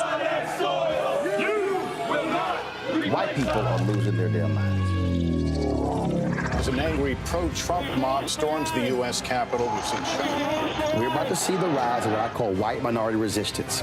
We have seen white folks in this country who simply cannot tolerate black folks voting. I think what we're seeing is the inevitable result of violent denial. This is part of American history. Every time that people of color have made progress, whether real or symbolic, there has been what Carol Anderson at Emory University calls white rage as a backlash. This is the rise of the Proud Boys and the Boogaloo Boys. America, there's going to be more of this. Here's all the Proud Boys, guys. This country is getting increasingly racist in its behaviors and its attitudes because of the fear of white people. The fear that they're taking our jobs, they're taking our resources, they're taking our women. This is white fear.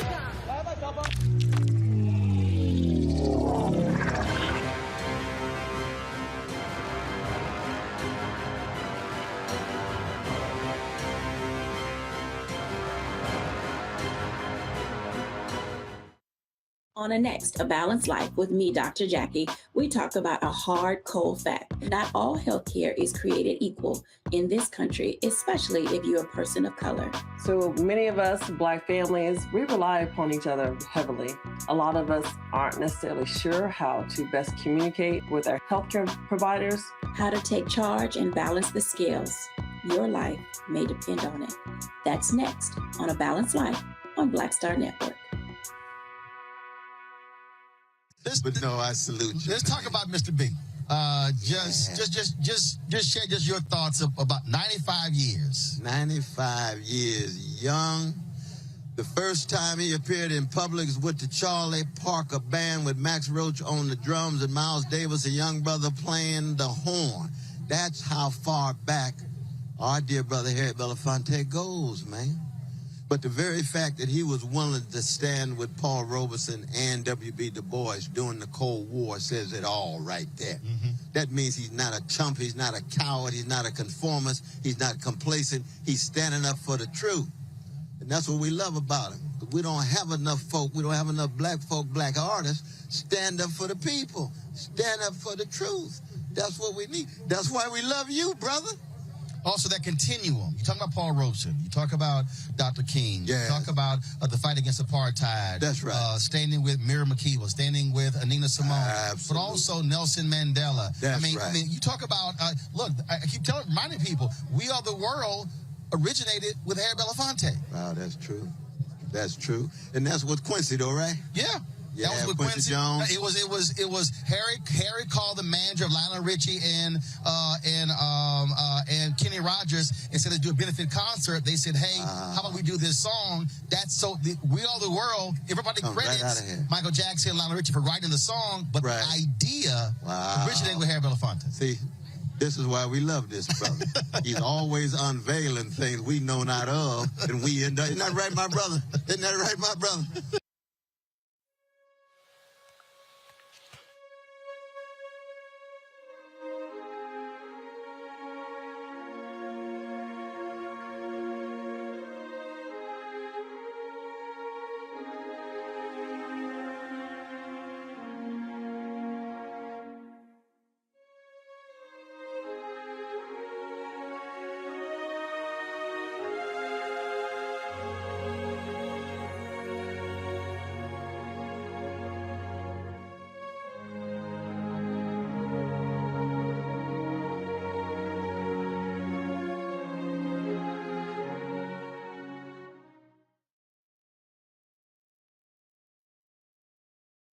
It is the shot of the portrait of Harry Belafonte in our Black Star Network studios. It will remain with that black drape until he is funeralized. 10 years ago, in February, at Los Angeles, Sidney Poitier, the longtime friend and confidant of Harry Belafonte, presented him with his NAACP Spingarn Medal at the Image Awards. I was there, and it was an absolute treat for the crowd to see these two icons on stage together doing what they do. This is courtesy of the NAACP. Wasn't in the script. With us tonight are two legendary actors who changed the landscape of cinema culture. They put their careers on the line by challenging the studios and indeed America on the demeaning way of which people of color were perceived. Throughout their careers, they have distinguished themselves as actors and most courageously as activists. Ladies and gentlemen, Mr. Harry Belafonte and Mr. Sidney Poitier.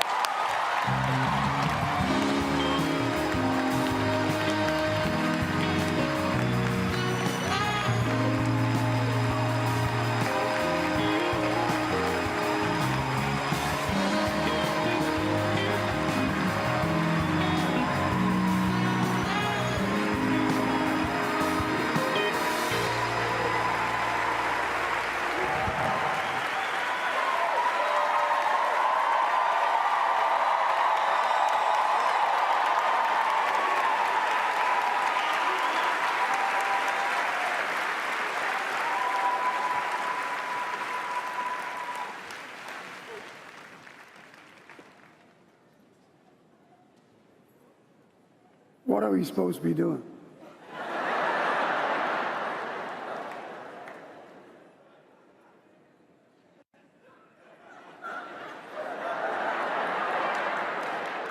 We are supposed to honor the Black Students Stuntmen Association.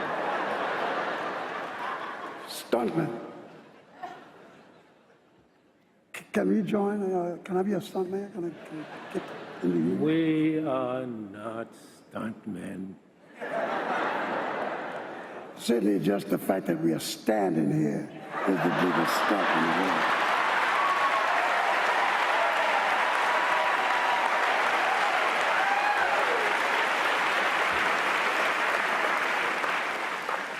Well, you better start while we are still upright. I always listen to my elders. That wasn't in the script before. What script? Many years ago, Sidney and I experienced firsthand the cultural insensitivity that was prevalent in Hollywood against our community and other communities of color. All right, y'all. That was so that was in 2013 when again I think actually it was 2012 when they presented the award to the stuntmen, and you got to see a little of their banter there. It was always great to see those two. A little bit later, I'll show you my photos with the two of them after that. Yesterday, we of course played for you Spike Lee talking about, giving us his thoughts and reflections on Harry Belafonte. And Wendell Pierce of New Orleans, the star of the Broadway production, Death of a Salesman, he shared with us a video where he wanted to share his thoughts about the great Harry Belafonte. Folks, let's go ahead and play Wendell Pierce right now. What it means to be an artist, the true meaning of being an artist. We give voice to the voiceless. We bring together communities so we collectively can think about who we are, where we've been, where we hope to be, decide what our values are, and then leave and go out and act on them. He was a man of action, a man of great courage, because he fought injustices that he knew would jeopardize not only his career and treasury, but indeed his life. I'm reminded of the fact that he flew to Philadelphia, Mississippi, with cash in hand for those who were working to register voters in Mississippi. And it was there that he came in the middle of the night, and the students of SNCC saved him just in the nick of time before the Klansmen that were in search of him arrived at the airport, the small regional airport. I'm reminded of the work he did with Dr. Martin Luther King in the March on Washington, bringing awareness to the fight of civil rights. He exercised his right of self-determination and taught others how to do that as well. He knew that it wasn't something that was trivial, that it was something of great importance, and that those who do not have our best interest at heart will not give up power willingly, indeed would actually kill for it, as many gave their lives during the civil rights movement. And he knew as an artist that he had a platform, as a star, he had a platform to spread that message and that advocacy to the world.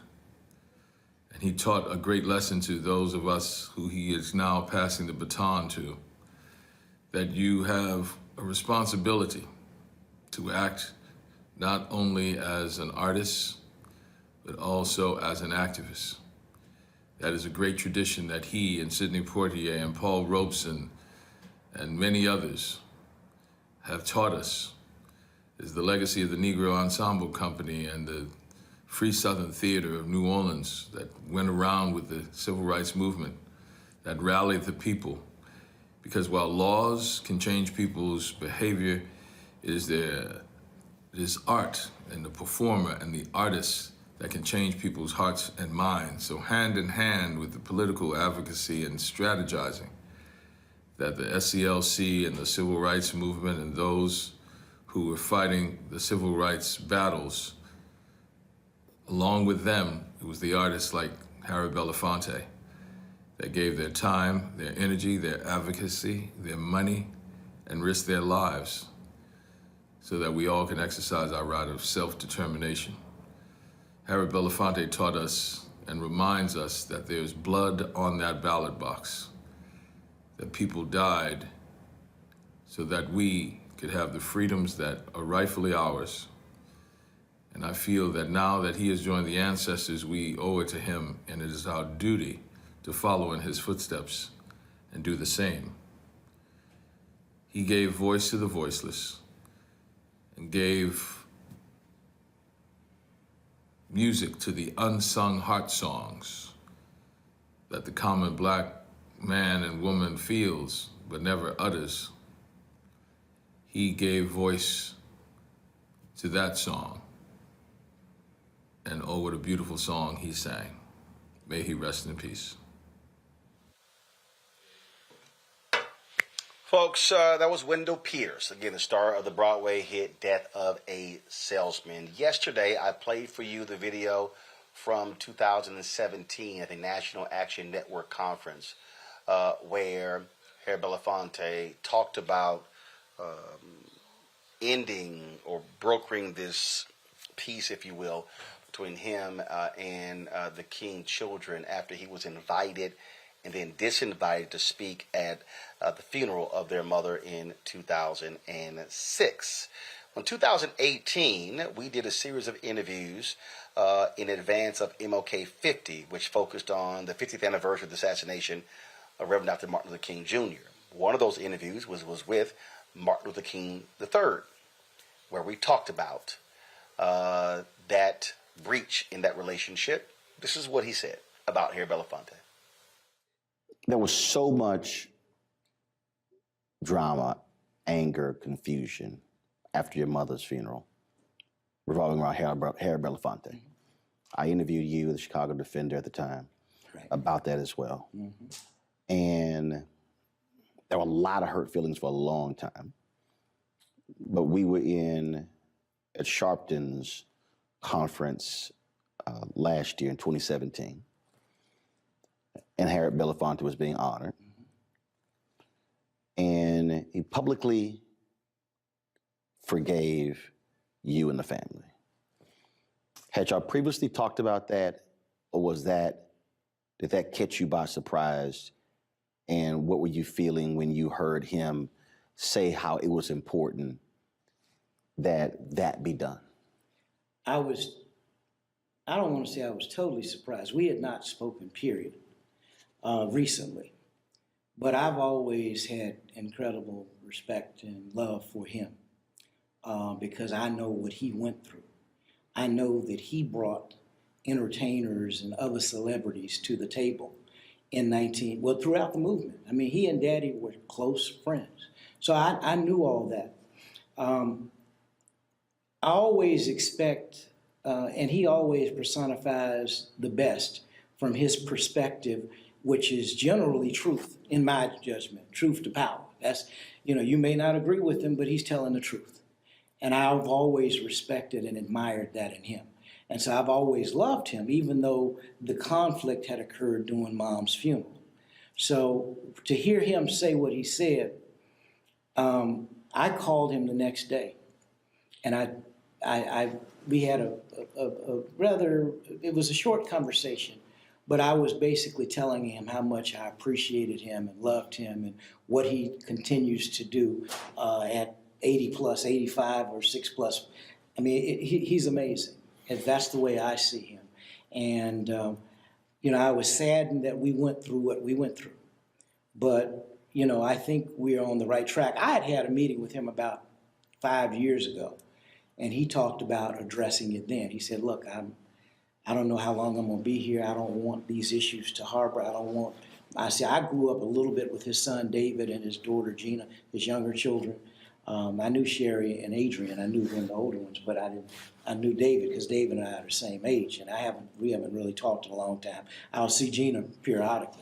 But I just thought that was so powerful, what he did, because only he could do that.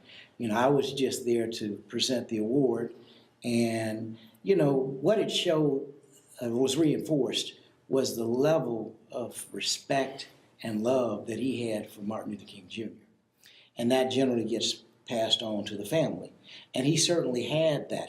That never got lost, but somehow there was some disconnection at a certain point. And my hope is that we're back connected together.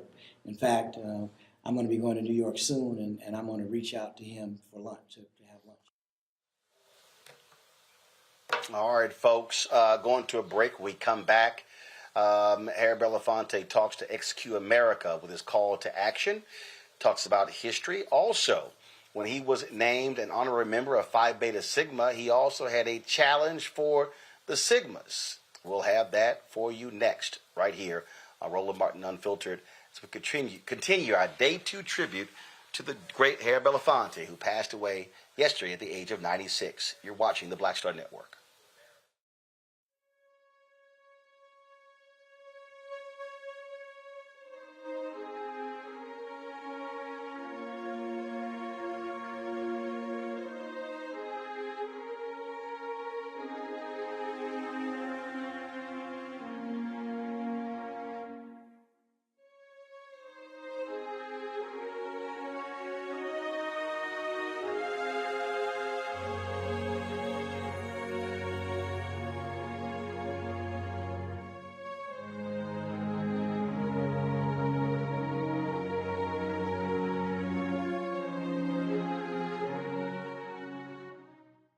On the next Get Wealthy with me, Deborah Owens, America's Wealth Coach, Dexter Jenkins is a faith-based financial mentor with more than 20 years in the financial services industry.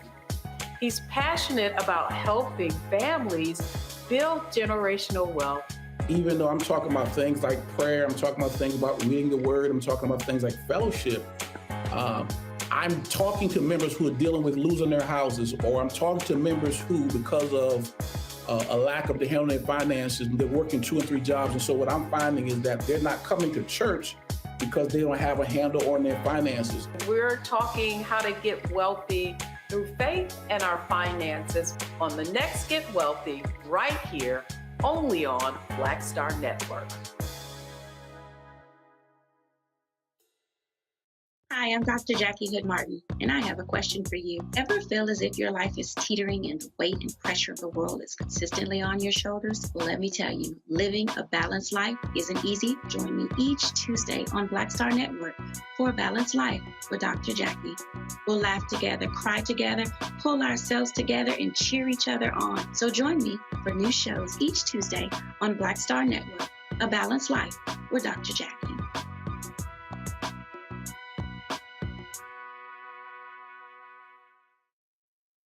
First time you met Harry Belafonte? I was just telling the story. I had a dream about him. Really? And I'd seen a movie. I think the film was called Odds Against Tomorrow. I fell asleep. And then the next day, he walked out of the elevator at the Reebok Sports Club. And I said, I just dreamt about you last night. He goes, what did you dream about me for? He told me the story about he had his first deal at a studio. You know, gave me a bunch of his achievements and kind of schooled me there. And then we just stayed connected. And Gina and I have been friends a long time. So we've had the opportunity to have like very special lunches and conversations that mean a lot. A lot of people, again, they focus on the activism, but they forget he was a very prominent actor. Right. He was very much... He was the first artist to sell 1 million records, black artist. Yeah. Yeah. I mean, you know, he was the first dude to have his own deal, like a variety show on television. So, and he also understood ownership, because one thing that he said is he did not want to get caught financially like Paul Robeson was. Right. He said he wanted to make sure that he was that was taken care of. Right. Right.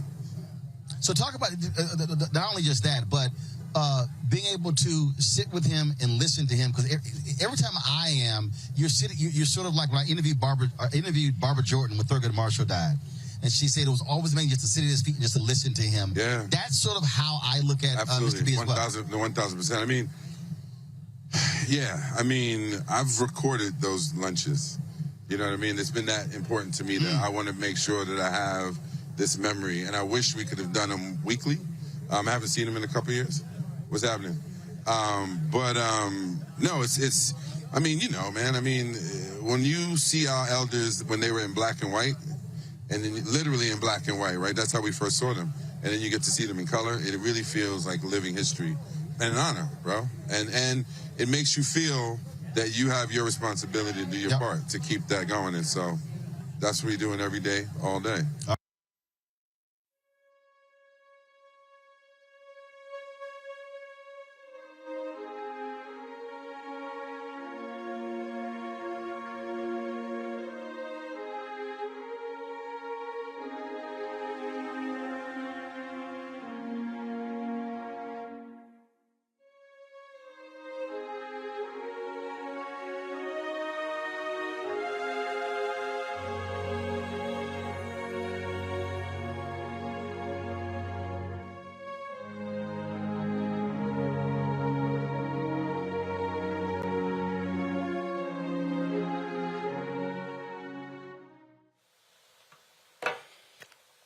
Folks, XQ America, the education initiative founded by Laureen Powell Jobs, Ruslan Ali, they had a huge event in 2019. We've worked with them. They partnered with us here at Roland Martin Unfiltered. And it was a great event that was in New York City. And there was a moment when everyone went quiet and a video came from Harry Belafonte that, again, was mesmerizing. As it talked about withdrawing from public life, but also still challenging folk on their commitment to service. Watch this. I am very sorry that I'm not able to be with you in person. This, as a matter of fact, may be my last hurrah. But I want to welcome all of you here and to tell you that I think everything I've done with my life, all that I've tried to do with the many people I've encountered, from Paul Robeson to Dr. King to Nelson Mandela and others, I've walked my journey, and I don't think that there's much more left for me to say. If you happen to catch me on the street with a camera, or you happen to catch me in some public place, then I'm going to be sure I don't do anything that will embarrass anyone. But I do think that I've made the last walk. I think I've done my turn. And I just want to get out here and observe the universe that I am leaving behind, with a sense of satisfaction that I've done all I could do and wanted to do and was able to do. And now it's time for those who have inherited the history of the civil rights movement, the history of the struggle. It's now your turn to get out there and bring a rewarding closure to this endless struggle for equality in this place that calls America the land of the free. I've often reflected on that statement, the land of the free. Free to do what? Free to be what? Free to say what? It's not been that free for many of us, but before this is all over, it will be. And a lot of that is dependent on where you take it. Thank you. Artist of our country and one of the greatest artists of the world. Here is Harry Belafonte. And one day, Paul Robeson came there to see me and simply said, "Get them to sing your song, and they'll want to know who you are."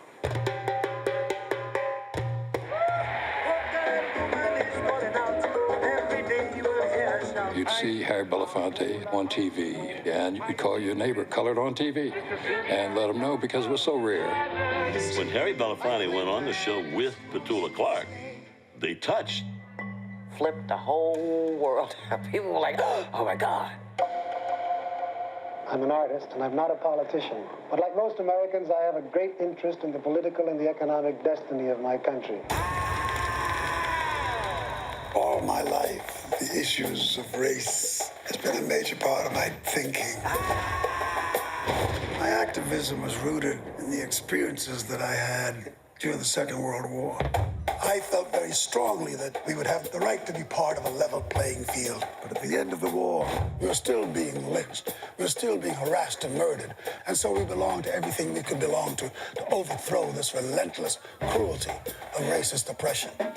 And in doing that, House Un-American Activities Committee called us unpatriotic. A quarantine is necessary to keep it from infecting this nation. Oh, freedom.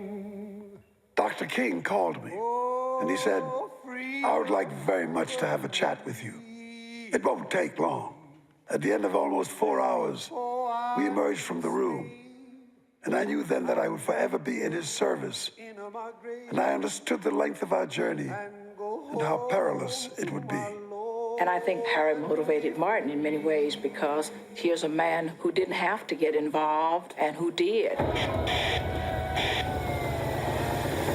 Out of that came the true artistry of Harry Belafonte. It's a great day, and there are millions on the way. Dr. King, do you fear for your life? Artists are the gatekeepers of truth. We are civilization's radical voice. There's a lot of people out here who are really pissed off. Harry gave us a piece of his fire. It gave us all strength. We are angry, we're upset, we look around for some comfort, and we don't find any. The river of blood that washes the streets of our nation flows mostly from the bodies of our black children. There's always let's do something.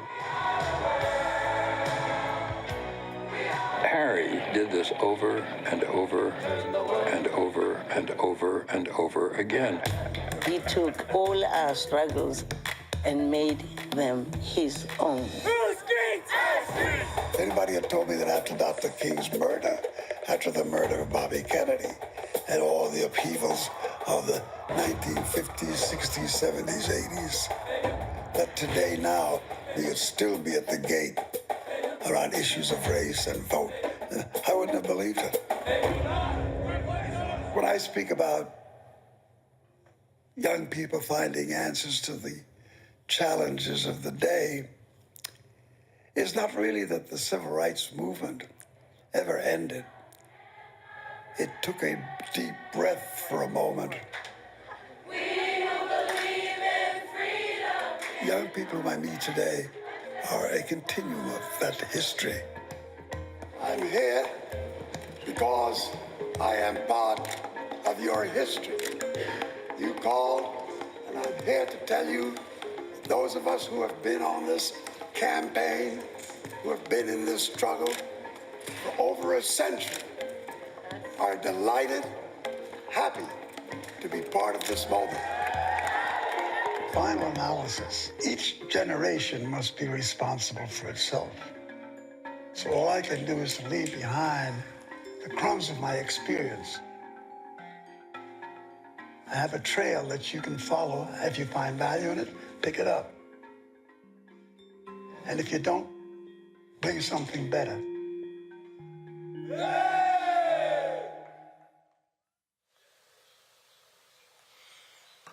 Folks, we interviewed so many different people, and we were culling those interviews. And here is Reverend C.T. Vivian talking about the contribution of Harry Belafonte. Harry Belafonte. Harry Belafonte. Harry has always been a support and a help for not only the movement, but for other things as well, right? And I've liked him ever since I knew anything about him, really. And I've got a picture down there. I know it's the thing is that so I know he's always going to help out in any time it goes. And he was a real support service to Martin. All right, folks. Zenola Clayton, who was the secretary of Dr. King, who traveled with Coretta Scott King, she also shared a moment when Dr. King had been assassinated, and Harry Belafonte came to her rescue when they were there in the mortuary. We went over to view, and Harry Belafonte and his wife and I were the only non-family members. Everybody else, it's a large family. And I saw them when they came in. I stepped aside, and Coretta came down, and she had a faint response, like she was going to collapse. When I walked up to the bier, he looked awful. It looked as if someone had gone and just dug up a big glob of clay and slapped it upside his face. I was horrified. So I stepped over quietly to the mortician and said, "Sir, is there anything you can do to the side of his face?" He crashly said, "Miss, his jaw was blown off. That's the best I could do." I was shocked. Loudly in the presence Coretta of and the all of them family? could hear. Oh, I was so angry with him. And I finally said, "Forget him."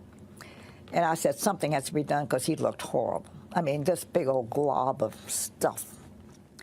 And so Coretta and I, they're sitting down. Oh. And I looked at Mama King, that's the mother, who's dark-skinned. And then I saw Belafonte's wife, who was white. And back in those years, women always carried loose powder. And I was hoping that they had some. And I said, "Mama King, you got any powder?" She said, "Oh, yeah." She gave me her powder, which was dark. "Julie, do you have some?" And she said yes. Hers was white. So I took the two, and stood over the casket, looking at Martin's face and making myself a little roux of a mixture. Belafonte came over, took his handkerchief, and put it around Martin's neck. And so I'm dabbing to see what I've got here, trying to match the other side of his face to get a balance to it. And I finally got it. And Coretta smiled. And so I'm brushing the excess off of Martin's face. And Belafonte and I never knew what happened to the handkerchief. It was his handkerchief he had taken out of his pocket. And the excess, we folded it up. But he was to stay there till midnight, and then we were moving him to the church for another viewing at 3 a.m. And so I did it again because the body oxidizes with air. And so I went and did it again. So I did it 3 times before the actual funeral. Folks, going to a break. When we come back, final segment as we honor and reflect on the great Harry Belafonte. You're watching Roland Martin Unfiltered on the Black Star Network.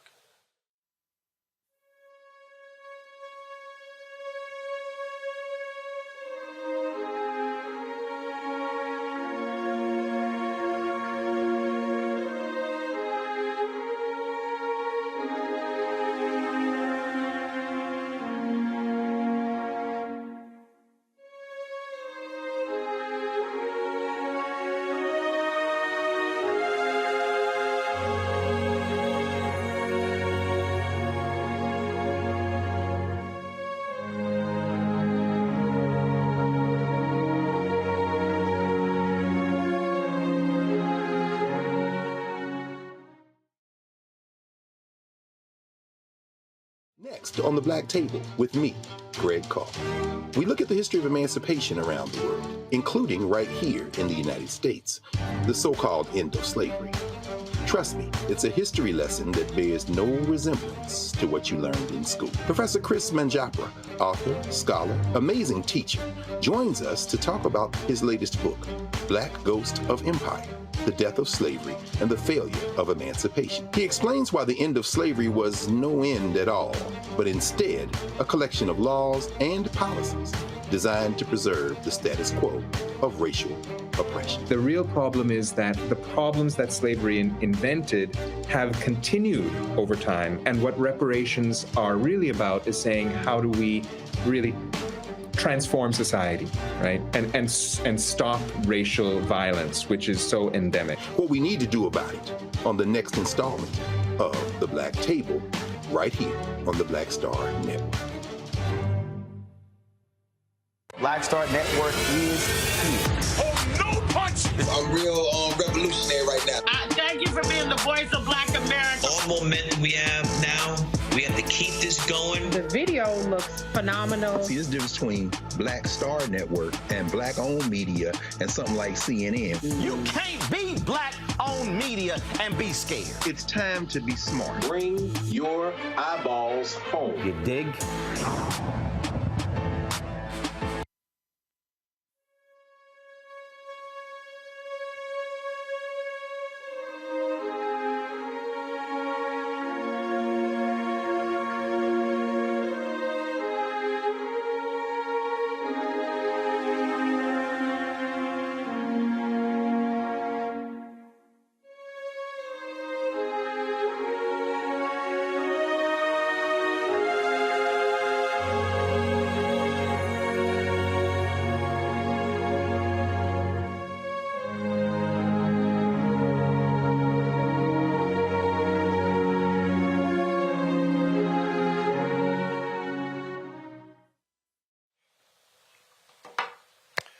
Folks, the video earlier from the Image Awards, that was Sidney Poitier, Harry Belafonte presenting at the Stuntmen's Association. This here, courtesy of the NAACP, is when Sidney Poitier presented Mr. Belafonte with the NAACP's highest honor, the Spingarn Medal.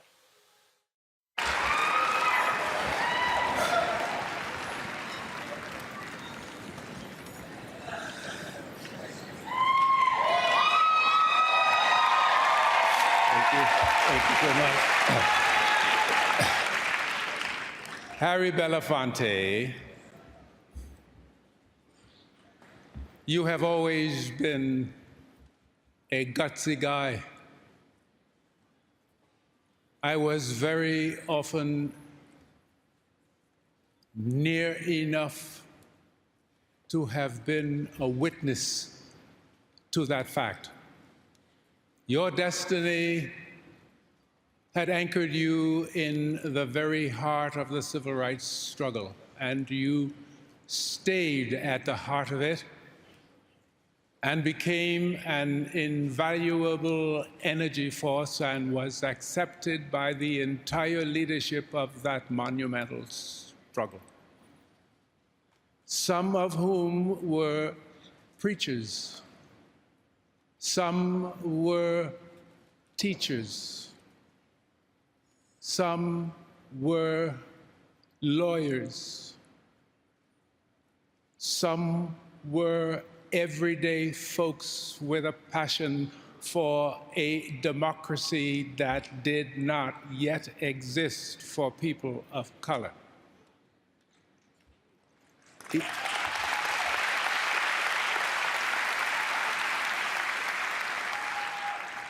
Even for the Native Americans who were the original indigenous tribal people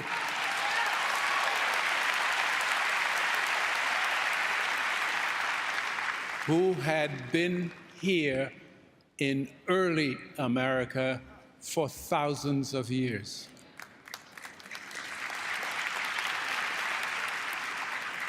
It has always been your habit pattern to think not only of yourself, but also of what is honorable and what is just for others. Harry, I have known you for the better part of a century. And your friendship, your presence, and your leadership have always been a source of joy. And I take great pride in presenting to you this most fitting award. It is my honor to present this year's Spingarn Medal to you, Mr. Harry Belafonte.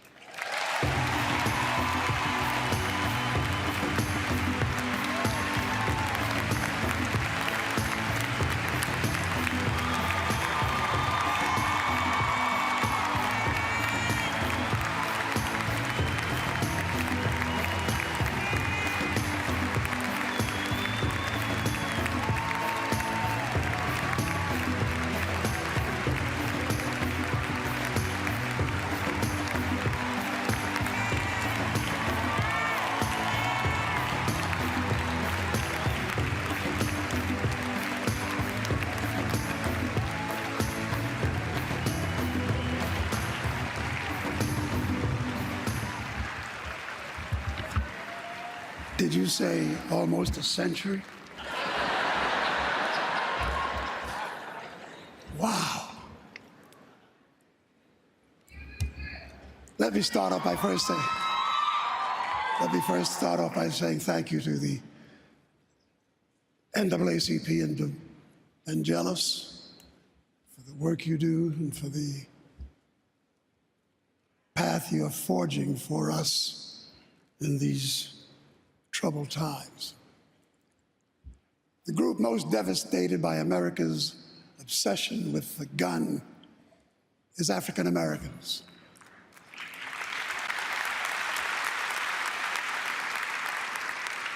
Although making comparisons can be dangerous, there are times when they must be noted.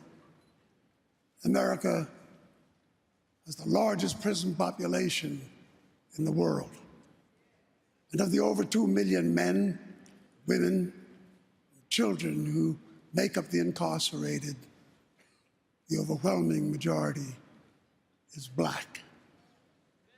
They are the most unemployed, the most caught in the unjust systems of justice. And in the gun game, we are the most hunted. The river of blood that washes the streets of our nation flows mostly from the bodies of our black children.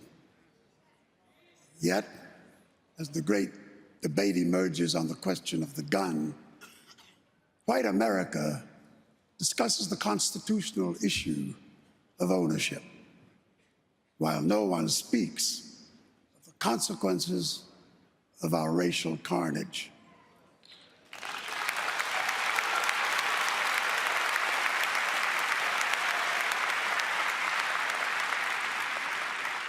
The question is, where is the raised voice of Black America?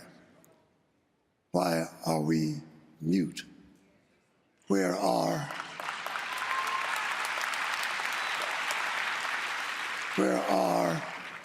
our leaders, our legislators? Where is the church?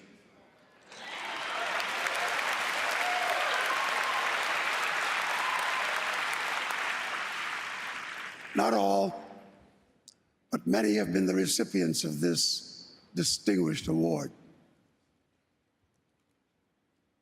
Many were men and women who spoke up to remedy the ills of the nation. They were committed to radical thought. They were my mentors, my inspiration, my moral compass. Through them, I understood America's greatness. Dr. W.E.B. Du Bois, Martin Luther King Jr.,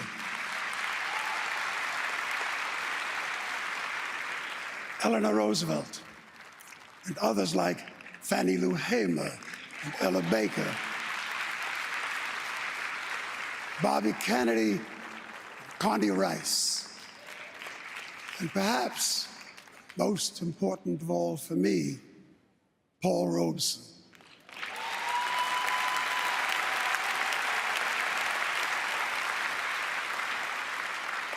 He was the sparrow. He was an artist who made us understand the depth of that calling when he said, "Artists are the gatekeepers of truth. We are civilization's radical voice." Never in the history of Black America has there ever been such a harvest of truly gifted and powerful artists as we witness today. Yet, our nation hungers for their radical song.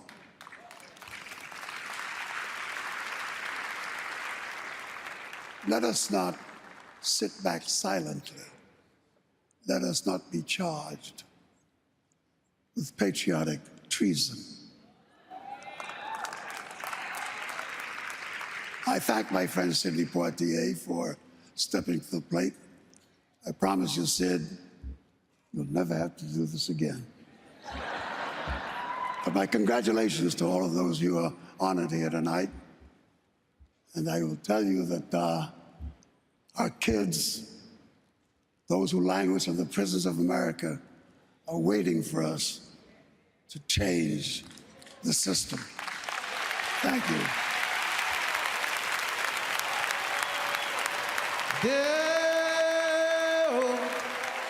Easy day, easy day, easy day, easy day. Daylight come and they won't go home. Day, easy day, easy day, easy day, easy day, easy day. Daylight come and we won't go home. Work all night and we drinking rum. Daylight come and we won't go home. Sydney Poitier at the belly having some fun. Daylight come and me won't go home. Telling me banana, say telling me banana. Daylight come and me won't go home. Say telling me, say telling me, say telling me banana. Daylight come and me won't go home. Say 6 foot, 7 foot, 8 foot punch. Daylight come and me won't go.